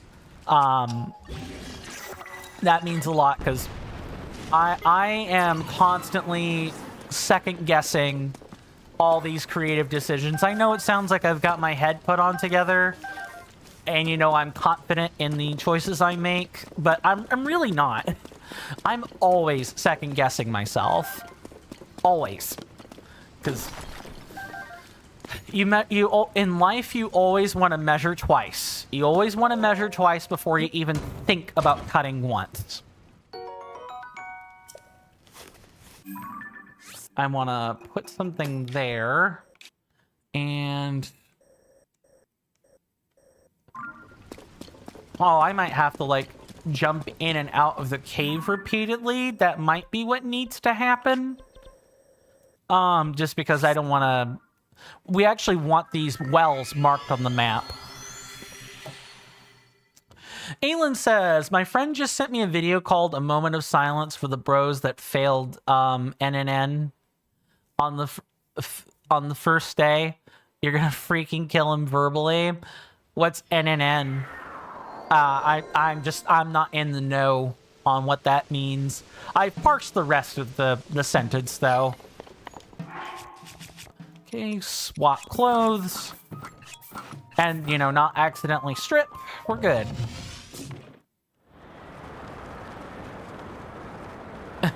You're really that innocent? You'd be surprised what I do and don't know. And obviously, if I do know, I don't say because there are children. Oh, no, not November. Oh, yep, I know what that is. I just didn't know it was shortened to NNN. That's all, Aylin. I'm not used to people being that efficient with their abbreviations. That's what I'll say. No, I'm not that innocent. I just don't talk about it. Because I kind of think it's silly. I know it's supposed to be in jest, right? But really, people should just not be doing that all the time. For those of you that are less in the know about the content I watch, there's a content creator out there. Their name is Shoeonhead. I've been watching a lot of their like silly content videos lately. And people be gooning to crazy things. People do be just reading and getting off to stupid stuff. And they're doing it so often that they're desensitized. Also, the glide set prevents fall damage. Alan says, "Yep, I'm not used to the level 2 effect yet. I'm not used to not pulling out the paraglider yet. Trust me, I will get used to that eventually." Destructus says, "Wait, what is No Nut November? Am I even allowed to say or ask it, or is it about nut allergies? Why don't I tell you on Discord rather than anywhere else? Because it's like adult stuff. It's like stuff you might not necessarily want to know. How about that?" And you may want to think twice about asking. It's not that you can't ask, it's the should you ask. Okay, yeah. I think I have put in an effective notice for what kind of topic this is. I probably want to refrain from talking about it further, now that I'm thinking on it. My fault for not knowing what NNN is. I've opened a can of worms here. Wait, now you don't want to know? Smart. Smart. And in that case, I'm not saying a word. I'm not saying a word. Besides, I don't want your parents upset with me. Or anyone else for that matter. You're gonna keep saying it's about nut allergies. You know what? Excellent plausible deniability, Destructus. Excellent plausible deniability. I should start using that as like a sidestep. Thanks. I hope you don't mind if I steal that idea. With the appropriate credits granted if people ask about it.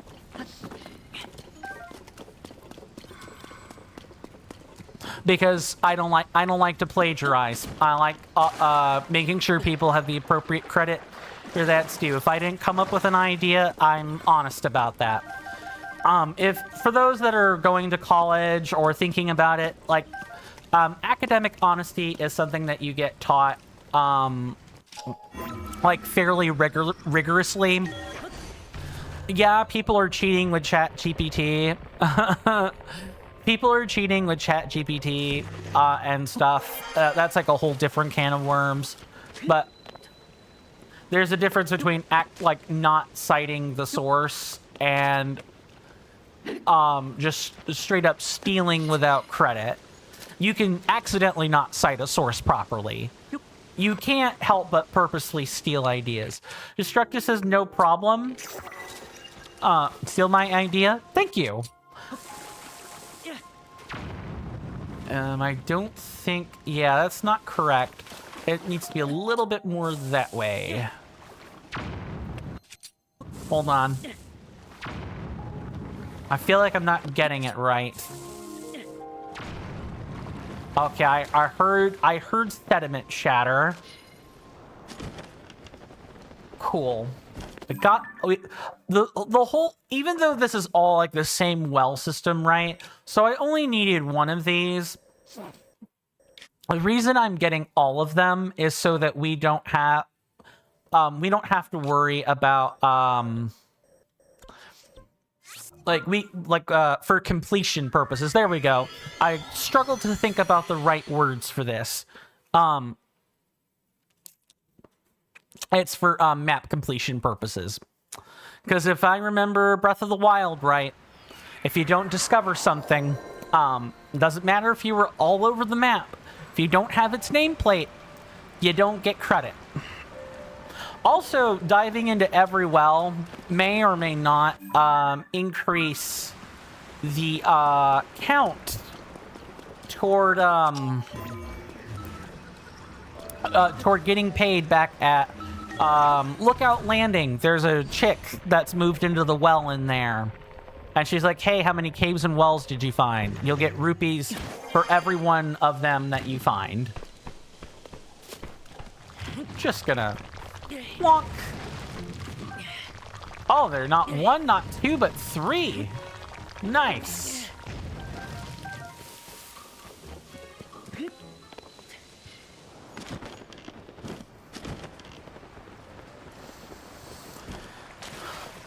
I do want to thank everyone for hanging out with me today as we kind of like wrap up for the day. I really do appreciate it. Aylin says you got that recently. You did all the wells. I'm sorry. You did that recently. You got all the wells. Nice. I know that's not. I know that is a tedious thing to do. So congratulations. I bet you get a pretty nice sum of cash at the end of it, because I think that's how we. It wouldn't make sense to get a different reward instead of cash for something like that. Destructus asks, when are you planning to finish? You just being curious? So ideally, Destructus, I intend to finish around the time the voting item concludes, maybe a little bit, but like after that vote item concludes, right? Like, what game are we playing next after Tears of the Kingdom? I'm not trying to drag the playthrough out or anything. If we get done way early, okay, we get done way early. I'll move the vote up or something. But the intention is to hopefully line things up in such a way that we are finished like maybe 2 to 3 weeks. Oh, the stream? Sorry.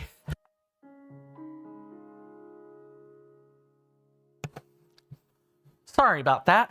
I believe I muffled that sneeze. We're gonna finish the stream in 2 minutes. In around 2 minutes. I think we have just enough time to dive into a second well, and then I probably need to do the outro speech and everything. So not long. No problem, but also nice info about that. Understood.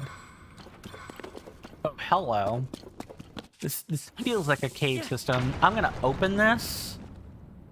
I said we're gonna open this. One more time.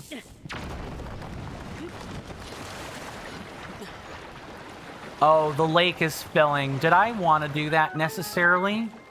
Maybe not. It's fine.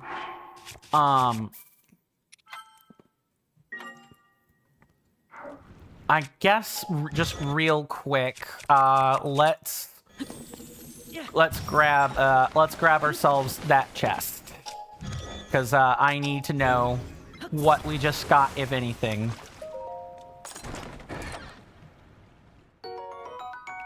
A ruby. I bet this did something in one of the other parts of the cave, though. Anyway, my lovely senators and inductees, you guys have been amazing. I really appreciate the company again today. We will be back tomorrow, same time as usual, to pick up exactly where we left off, which is, you know, finish exploring the wells. We'll probably be done with, you know, the Poplar Foothills region tomorrow, maybe Wednesday if, you know, I get caught up being a chatty chatterbox again. But either tomorrow or Wednesday, and then when we get to Lurlin, you know, I'll put out the new vote for Upland Zorana or, you know, the Gerudo Highlands, like the mountains before getting into the Gerudo Wasteland. You guys are more than welcome to come back anytime, of course. We will be... I'm sorry, I went out of order there. This has been another episode of The Legend of Zelda Tears of the Kingdom. My name is Coin. You always have to yap. Let's try to wrap this up then. I hope to see you guys again sooner rather than later, of course. Do take care of yourselves. Do stay safe. You're welcome in my hallowed halls anytime, of course. I'll see you guys next time. And with that, goodbye.